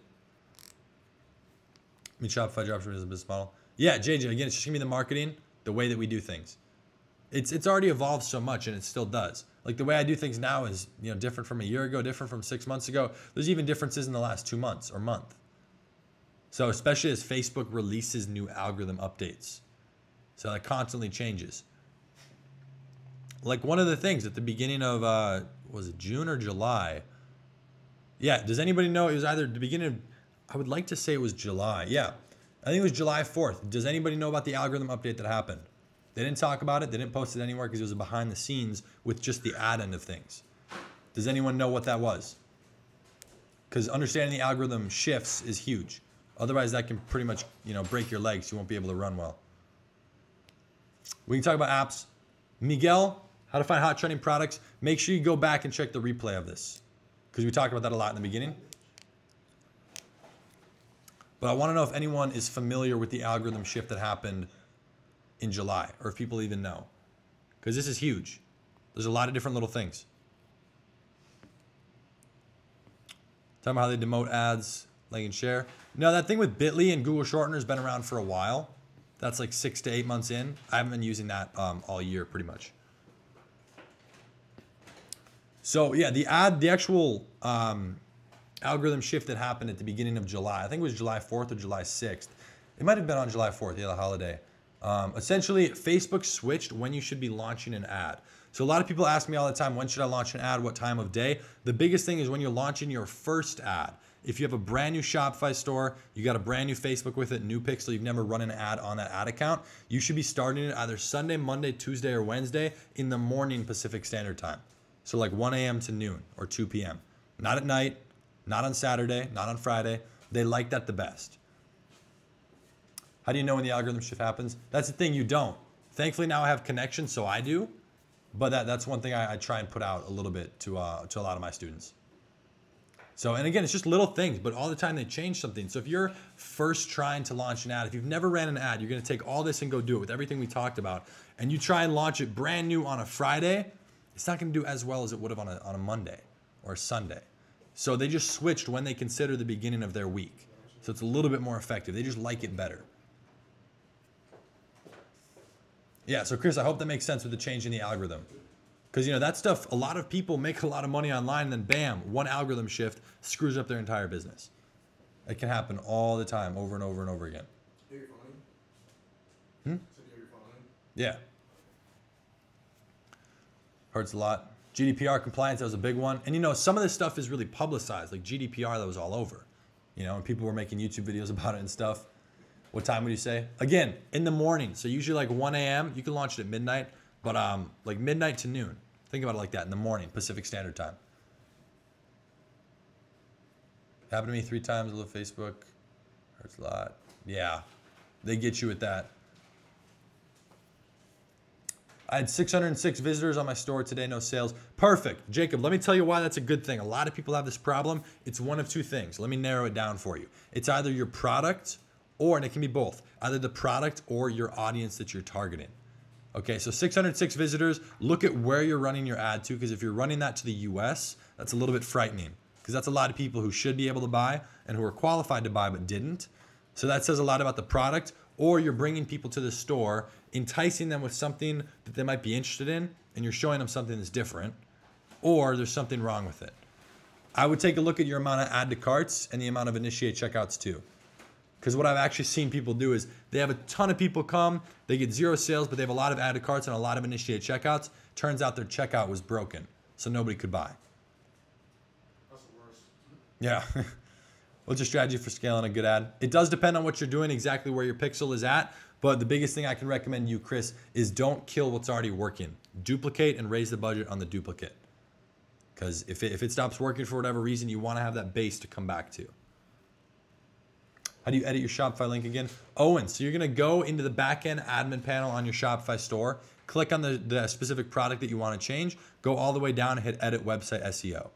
So you can change the backend. So if you look at this right here, you'll essentially be able to go into your ad on Facebook, type in www.timelessaffection.com/products, and then you get to decide after this slash what you put. So you could put, for example, necklace, and then boom, that's all you're going to be advertising. So you can run it to that. So you can really just make it shorter. It looks better. Still says your name and all of that. Very, very minimal add to cart initiate checkout, targeting US, UK, and Canada. I would recommend segmenting just for the US, but you're probably going to need to switch up your interests. Your interest research might be a little bit off, and it could potentially be the product. How much you raise your budget by? It depends on where you're at. So, for example, a lot of people say raise it 20% a day. If I'm scaling, I don't ever raise it 20% a day because you don't want to move it every day. You need to give it a couple of days to stable out to see if it's even working. So what I like to do is if it's at $20, I'll raise it to 30. If it's at 30 to 50, 50, 75. I never usually like to go more than a double. So a lot of people try and say, oh, it's working, it's at 20, let's go to 50 or 100. It's too much. You can try it. It might work sometimes, but rule of thumb. Lowen, thanks, Anna. Really appreciate the info from today. Hey, I got you. Glad it helped. How do you scale once you found a specific ad set that's performing well? Yeah, so this actually kind of will answer it for both Maurizio and Chris. When you're actually trying to raise the budget on a specific ad set or campaign, like just directly increasing what's already running, you need what's called a matured ad set or a matured campaign, which means 30 sales or more on that specific ad set. So don't raise it with that. A lot of people get 10 sales. It's at a great price. Like, yo, time to scale. Let's take it to the moon. They're posting on their Snapchat, let's go, scale season, whatever. But you're going to mess it up. And the worst thing you can do, I guarantee you it's going to happen to you. Even after this call, you're going to want to do it. You're going to do it some way, somehow. And it's good because you're going to learn, but you're eventually going to have something where you killed something that was working, could have worked, and had potential, but you killed it. And it's going to happen, and you're going to learn from it. It's as simple as that. So give it time. You want to let things optimize as much as possible. Facebook moves a little bit slower. Just start stacking more and more data. So you can't really start being ballsy with what you're changing until you have a fully built pixel, which by the way is considered 500 sales in the last 2 months or more, or excuse me, 2 months or less. So 60 days. Evan, this can be replayed, right? Yeah, they're gonna have a replay of this, right, Josh? Yeah. Perfect. Yeah, you guys have a replay. So if you guys are jumping on a little bit later, not to worry. We covered products towards the beginning. Give you guys a little recap, and if anyone has any questions, again, we'll go through and do a lot of those. Whoa. All right. First thing we covered was products. Talked a lot about price referencing, cross-referencing that, and the offer and positioning, how you're structuring that, because that's huge. Again, I focus a lot on the pre-structure, which means what you do before you run an ad, like before you run a single ad for a new store. Okay, then we talk a lot about Facebook, the ad, we find ads, then off of that we find our products, and then that determines your niche. A lot of people literally do that exactly backwards. And then the specific process with our ads. It's huge. Great stuff. Check the store. .shades.com. We'll check that out real quick.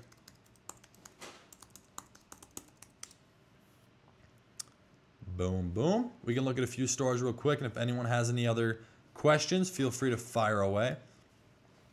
I have 10 ad sets for $5. How long should I let that run? If you're doing $5 a day, again, Owen, I don't do that. The minimum I go is 10. But I would let that run for 3 to 4 days. Okay. And here's the thing. On day 2, you're going to have at least 2 or 3 out of the 10 that are clearly doing way worse than the others. Just break them down real quick. Look at who was engaging, then just kill them. You can kill them early. So it's not like you're going to spend, $50 a day for 5 days on all 10 because you're going to eventually end with only 5 or 6. For this is the first thing I see that pops up. I would recommend giving some sort of incentive. I have no reason that it seems a little personal to give my last name as well, but you're not giving me like 10% off, 20%. You guys can look into an app called Wheelio. I'll write it down. Where's the marker?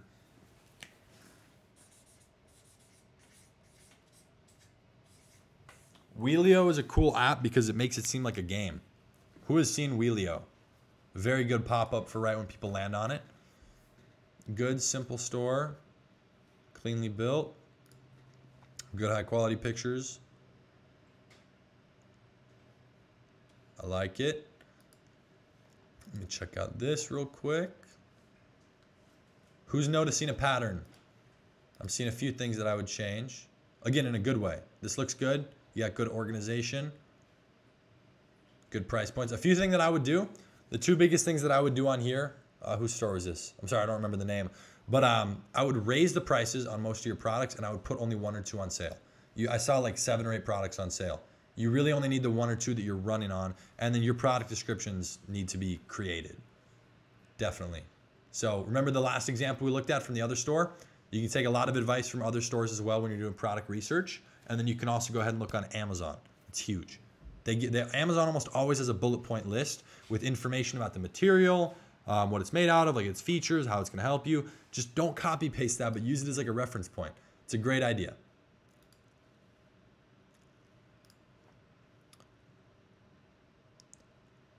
Boom. Don't know, I can't theme I got. Split test ad copy. Yeah, but ad copy is something where I usually start with only 2 variants. And you don't want to test too many things at once, because let's say you're testing, with every different ad you run, all the different conversions event, all the different interests, every single thing, it's a different ad copy. You don't know, you can't isolate the variable of which interest was working better, or like, any group, because you're testing so many things at once. That's why you got to move slowly. Start with 1 or 2. If nothing else is working, either switch the ad copy or switch the product. So you want to test as few things as possible. Chris, with a question, what aspects do you think are the most important in having a successful ad and being successful in Facebook ads? Understanding that in the beginning, just because something is not making money does not mean it's unprofitable. Okay? And I don't care to talk about like brand awareness. I don't give a shit about that. I want to make money. But you need to build the data first. So don't think about it as like brand awareness or running this and that. You just need to build data on your pixel. And not only are you building that data, you're seeing who's engaging. So that's huge. Absolutely huge. Other than that, other part of the question, successful ad. Yes, that's with Facebook ads, successful ad, really modeling, not duplicating and not copying, but modeling what's already working. So you can see that stuff like we talked about on Facebook.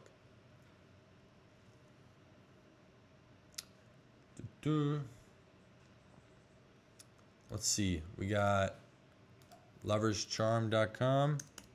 So we'll look at this one and then one more. Yeah, we're just going through questions and looking at people's stores. I like it. Makes a lot of sense here. Calendar love charm. Drive safe.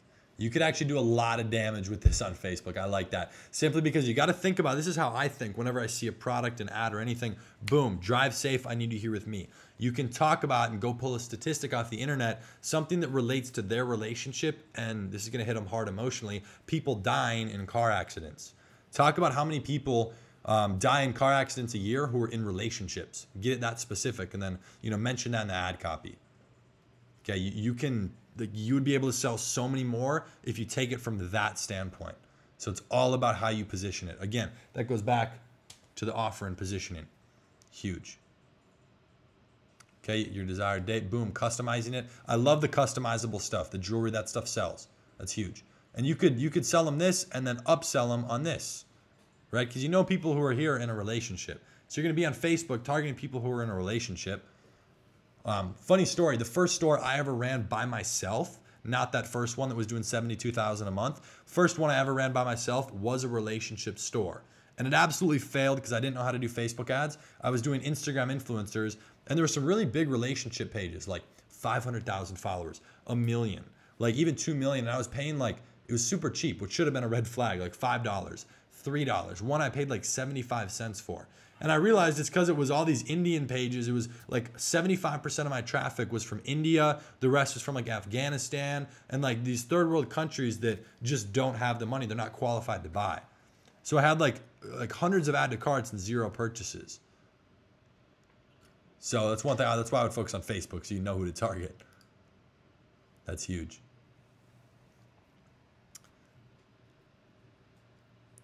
So yeah, does that make sense though? Everything with this secondary product right here, why that would, like why I see that right when I see this, like that's a really good one. You should be focusing on this product. What is it, a keychain?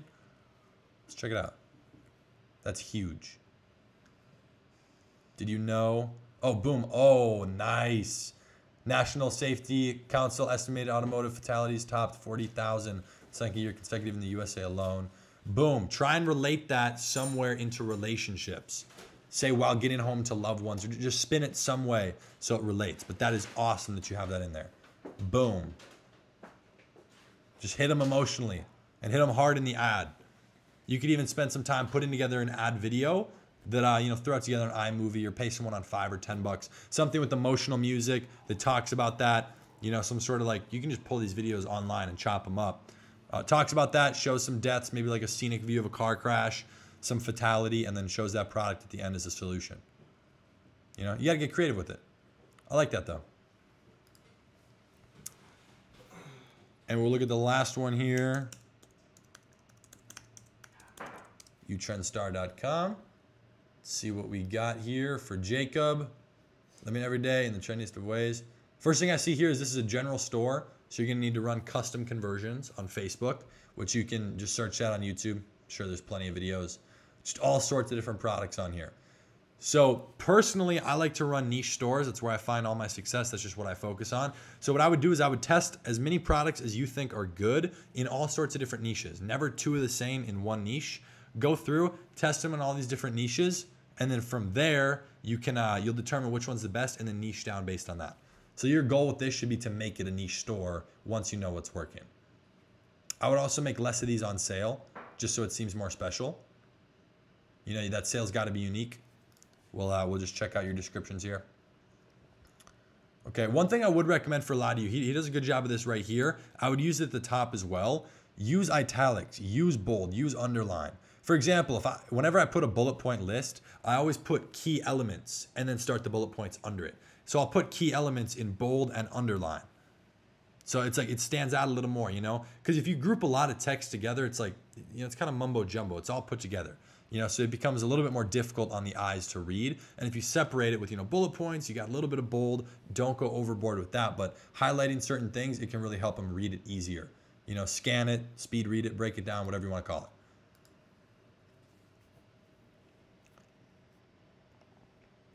You're able to see how a business goes in one of the big 5. If it does well, you can add it into the other 4. One country, Anthony? Yeah, so if you're running it, you can actually hit the breakdown tab while you're running an ad or after you've killed it and see exactly where the results came from. So you'll be able to see if 2 or 3 of the countries was doing the best. So what I would recommend off that is if you're running it to the big 5, which we'll flip to it in a second. It's on another page. The big 5, those 5 countries, and then you see that the US was the best, just as an example. Duplicate that ad, change nothing except where it's targeting. So run it to just the US, and then maybe group together 2 or 3 of the best ones, okay? And then just kill the other original ad. So you want to just slowly move towards what's working, test a few variations of it, and just keep narrowing. Running e-commerce stores is like a funnel.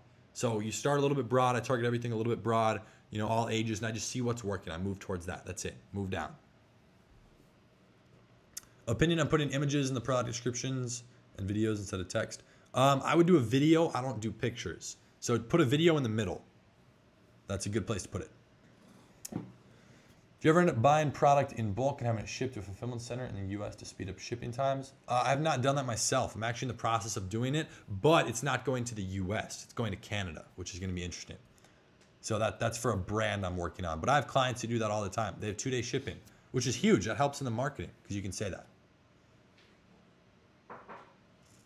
If I do well in the US, can I also sell for at the same time? Yeah, Anthony, especially once your ads are doing well in the US, start testing other countries. Once you have something doing well, you know, not only will you have the cash flow, whether you have the cash right now or not, you're going to be able to go through and just start testing so many variables, and it's going to help you so much. So that's huge. I would definitely recommend, you know, doing that. Just get it working, and then you can start testing everything else. How would I do a video for the keychain? I would go ahead, get some sort of sad music that's like, you know, emotional, and put that over a couple clips of like a car accident, a statistic flashing up, you know, talking about how many people die in a car accident, and like, you know, a relationship, like they were trying to come home to their loved one, and then kind of put that at the end as a solution, you know, a nice reminder, if you will. You could definitely position that correctly. And if you don't know how to do all that editing, you can hire someone who can. It'd cost you $10. What would you optimize in the Facebook ad when you're going from VC to add to cart? What do you mean exactly, Andy? Like age groups and stuff, that's going to be specific to how the VC was doing. So if you're switching, once you're running your ads, that's what you have to look at. You got to break it down and see for that ad because it's different every time. So that's huge. And then picture the item. Yeah, picture, or you can order it, take a video, kind of whatever. Yeah, show the item, you know, use it as a solution. Even if like a lot of the stuff, this is just marketing in general. People are selling a product or a service or an offer as a solution, but oftentimes they make up the problem. So I'm not saying you're going to lie. I'm not saying you need to make up a fake statistic because for what you're doing, oh, and you don't have to, it already exists. But a lot of people invent a problem and then solve it and sell you on the solution for something that doesn't actually exist. So that's just called marketing. That's what a lot of people do. So yeah, if anyone has any other last minute questions, feel free to fire away. What do you do with all these alley stores? You make one start slowing down with the winning product. Personally, I don't actually focus on just regular stores anymore. I just build brands. But that's a great question because I've had a lot of stores that still make them. I'm not actually going to tell the one I was just working on, but there's a lot of different stuff. Capitalizing on trends. I usually like to either sell those. I can sell them. Or I just, you know, give them to someone or like a friend, or I just leave them. Because, you know, if something's going to die off and you can make more money focusing your attention elsewhere, just go that route. So it's kind of cool now that I have the e-commerce brand because there's people who want to buy what I'm doing.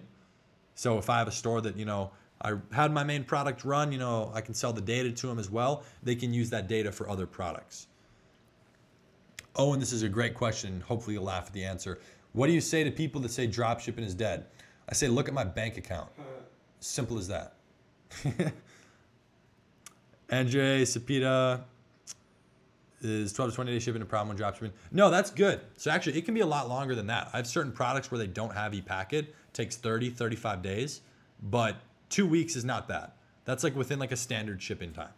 So again, as long as you have some sort of email follow-up that helps them, like you got to address, it's called bringing up an unspoken objection. It's very frequently used in sales. That's what that's called. But you're essentially bringing up their order, mentioning how it just got shipped out like a week after, you know, so they're not reaching out to you bothering, which makes it annoying for customer support, especially if you don't have a VA. When you say you're building a brand, you pay suppliers, slap your logo and name on their item. Very frequently, yeah, but building a brand doesn't necessarily mean that. You know, it just means, you know, content on social media. I'm focusing on the long term. How do you keep PayPal from blocking you and keep disputes low shipping time? Again, that's a really great way with the disputes and everything. Having angry customers can and will happen. Someone's going to get angry if you're getting orders. So bringing up that unspoken objection through email. Set up some sort of sequence where 5 days after they order, it lets them know that we were backed up. Boom, their order's out. Let them know it's on the way. And then say we're going to give them an update. Set up something else where it tells them about the product and how fun it's going to be, you know, 12 days. And give them an update before they have to ask for it. If you bring it up, they're not going to ask. They'll just forget about it. They'll be like, oh yeah, they're cool. It's on the way. That's huge. Can you explain how you'd set up a campaign for a random product, go through interest and other targeting? Yeah, Roman, I don't know if you just jumped in here. Make sure to watch the replay if you did. But I don't ever just pick a random product, right? I do my research. I find the product. I go through. I find a ton of interests that work well, create my ad or two, and then I start.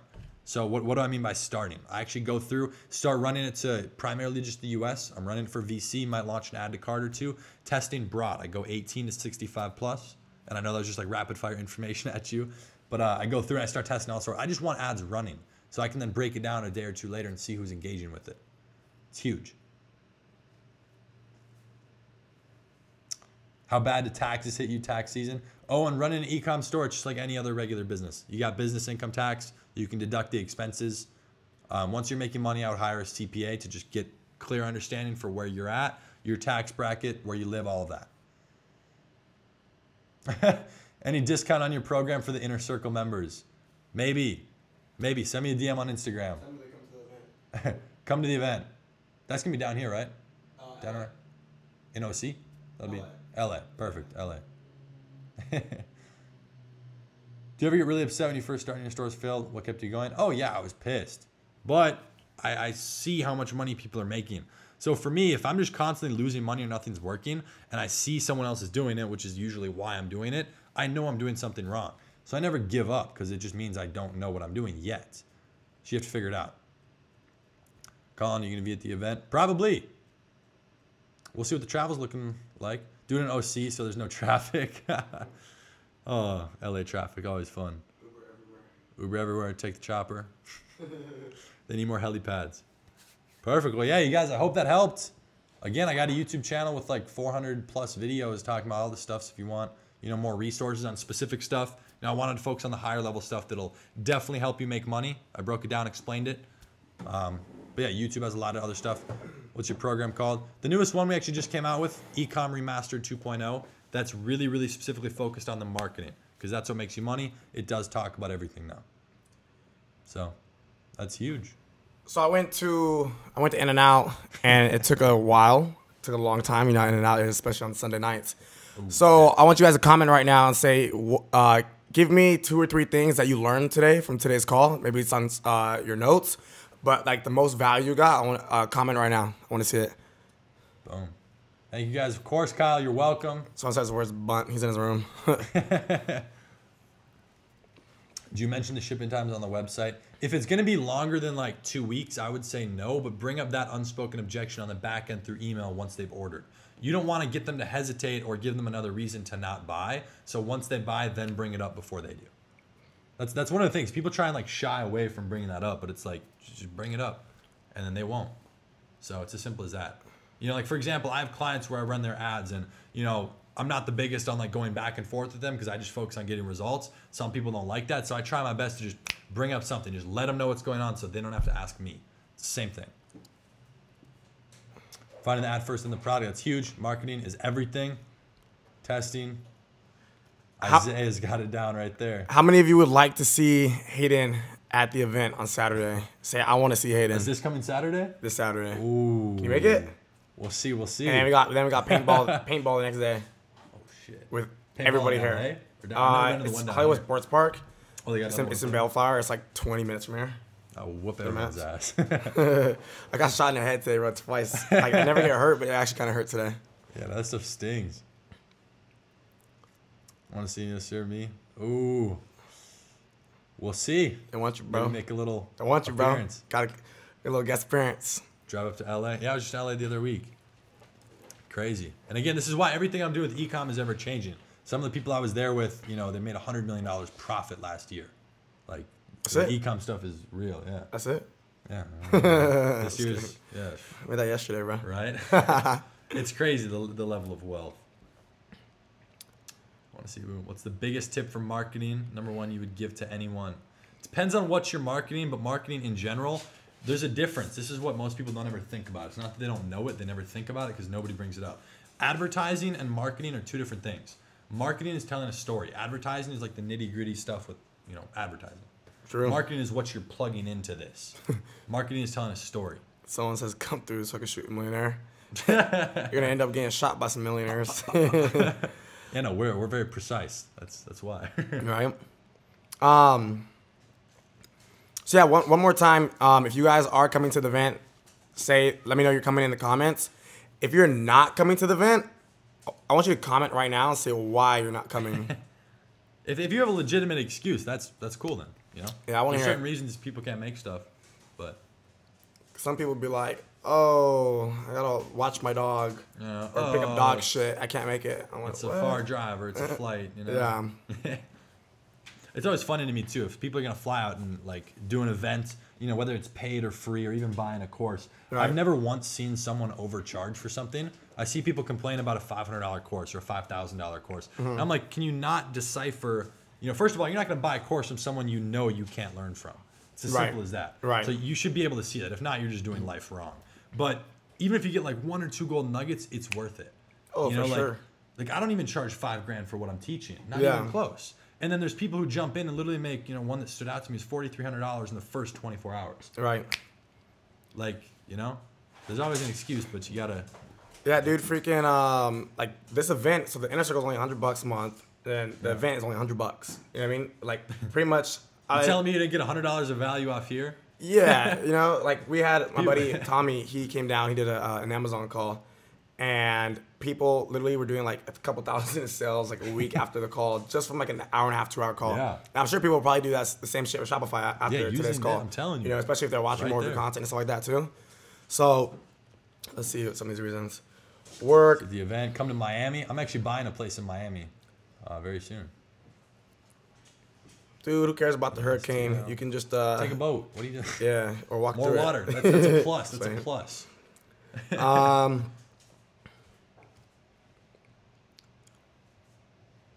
Hurricane's crazy. I had this one dude who I was working with for a while as a client on his personal brand. This dude's like 45, Kazra. He owns a big credit company. All the places, if you've ever seen in a business where you swipe your card, they have to update those because of security. Right. This dude splits his time between Orlando, Florida, and Orange out here in California. And like splits his time, he makes like about $100 million a month, his cut of it. Like at the time when I was talking to him, he was making like 68, he told me. Yeah. And he signed a deal with Wells Fargo that pretty much doubled Fuck. it.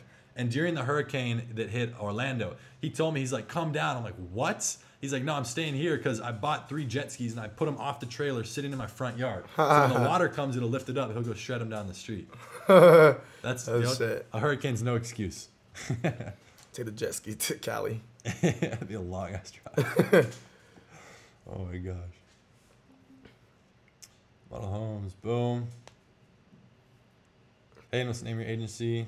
Run ads, drop from stars, might be interesting collab. Lowen, hit me up on Instagram, but it's actually on the shirt. Ad season is the name of it. That's dope.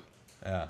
Someone says, will the replay be added to the replay? Is going to be up on YouTube pretty much. And then it's going to be deleted probably in a couple days and added to the back office. But no matter what, it's going to be in your back office. So yeah. Someone said, hurricane is no excuse. The quote. Never an excuse. Hector I'm not a says, big remember fan. meeting you for the first time having a convo at Josh's LAXCOM event.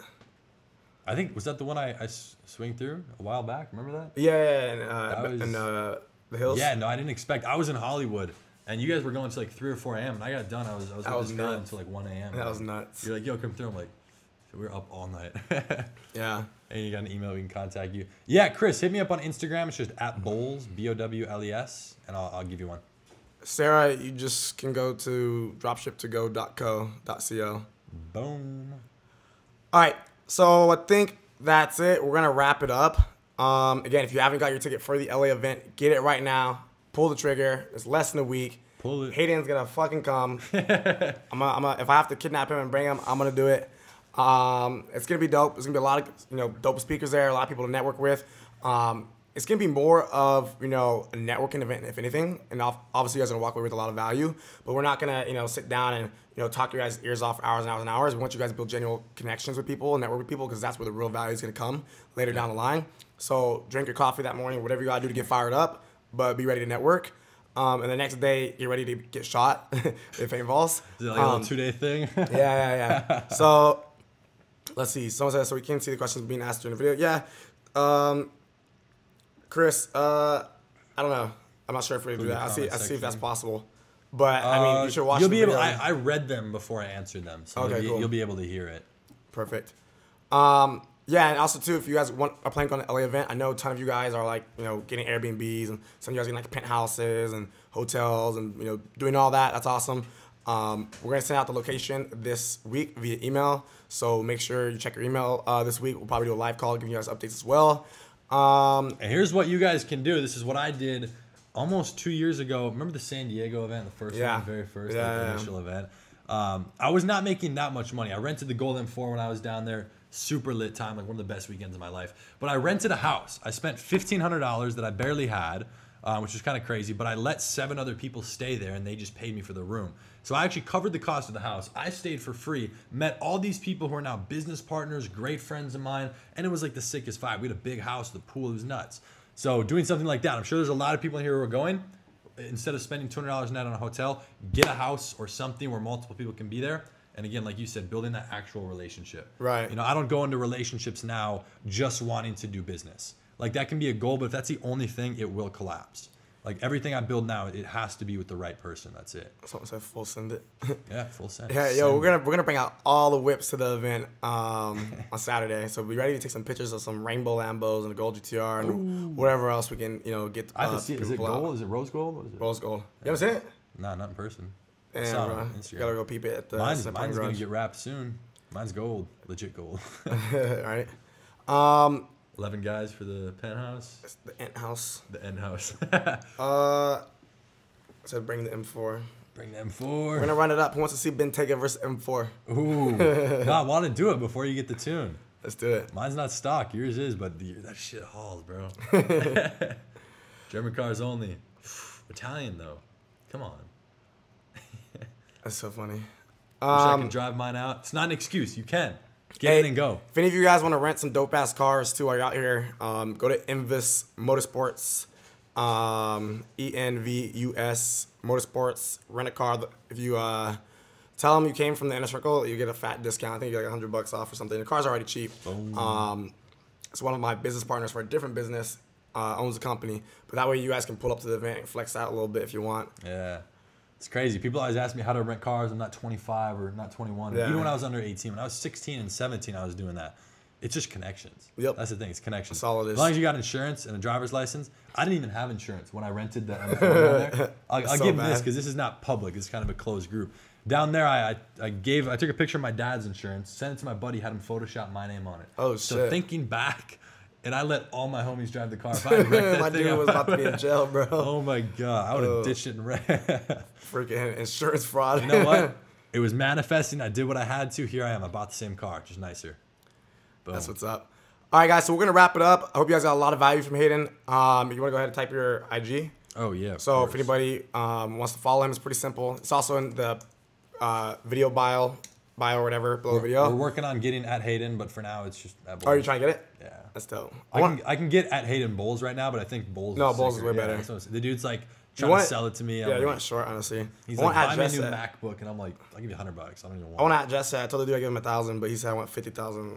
I was like, no. I offered at Hayden 10,000, and I had 700 people from my page comment. I did a giveaway. I said person to blow him up the most. Got him like 700 comments in an hour, and he just blocked me. So he's an ass. Go spam at Hayden to give at Bowles at Hayden. What's the place where he rents a car? Envious. So yeah, go follow Hayden. This is what I want you guys to do, actually. I want you guys to go on Hayden's last post and then go on my last post and comment one thing or two things or however many things you want, but at least one thing of value you got from the Inner Circle call. And if you're going to the event, comment on both of our last posts saying, see you next Saturday. So again, comment something you got of value. Make it 2 different comments. Comment the biggest thing that made the difference for you inside of here. Because when you go back through after you learn something and rewrite it, that like affirms it in your brain. Right. So do that on at Bowles, at Jessetfly, and fuck it, why not do it on at Bunt too? All right. So do that. Be hella confused. Yeah, you can copy paste it if you want. But just so you know, like a little accountability thing. So just can we drive to the event? I'm not sure exactly what the driving situation is going to be. If you're going to pull out a cool car, then yes. Otherwise, I would say Uber to the event. Because the cars are just going to be for like photo shoots and shit. Yeah, if it's up in the Hollywood Hills, it's tough on street parking, so you can. But a lot of people are like, oh, let me come. I'll just park a block away. Usually that doesn't work. Yeah, fuck no. And it says you have to be 25 to rent. Just tell them I sent you. Boom. Again. You good, bro. Got you. See you next Saturday. All right, yo. So with that said, we'll see you guys soon. I appreciate you guys. Hope it helped. And we'll see you. Time to watch Power.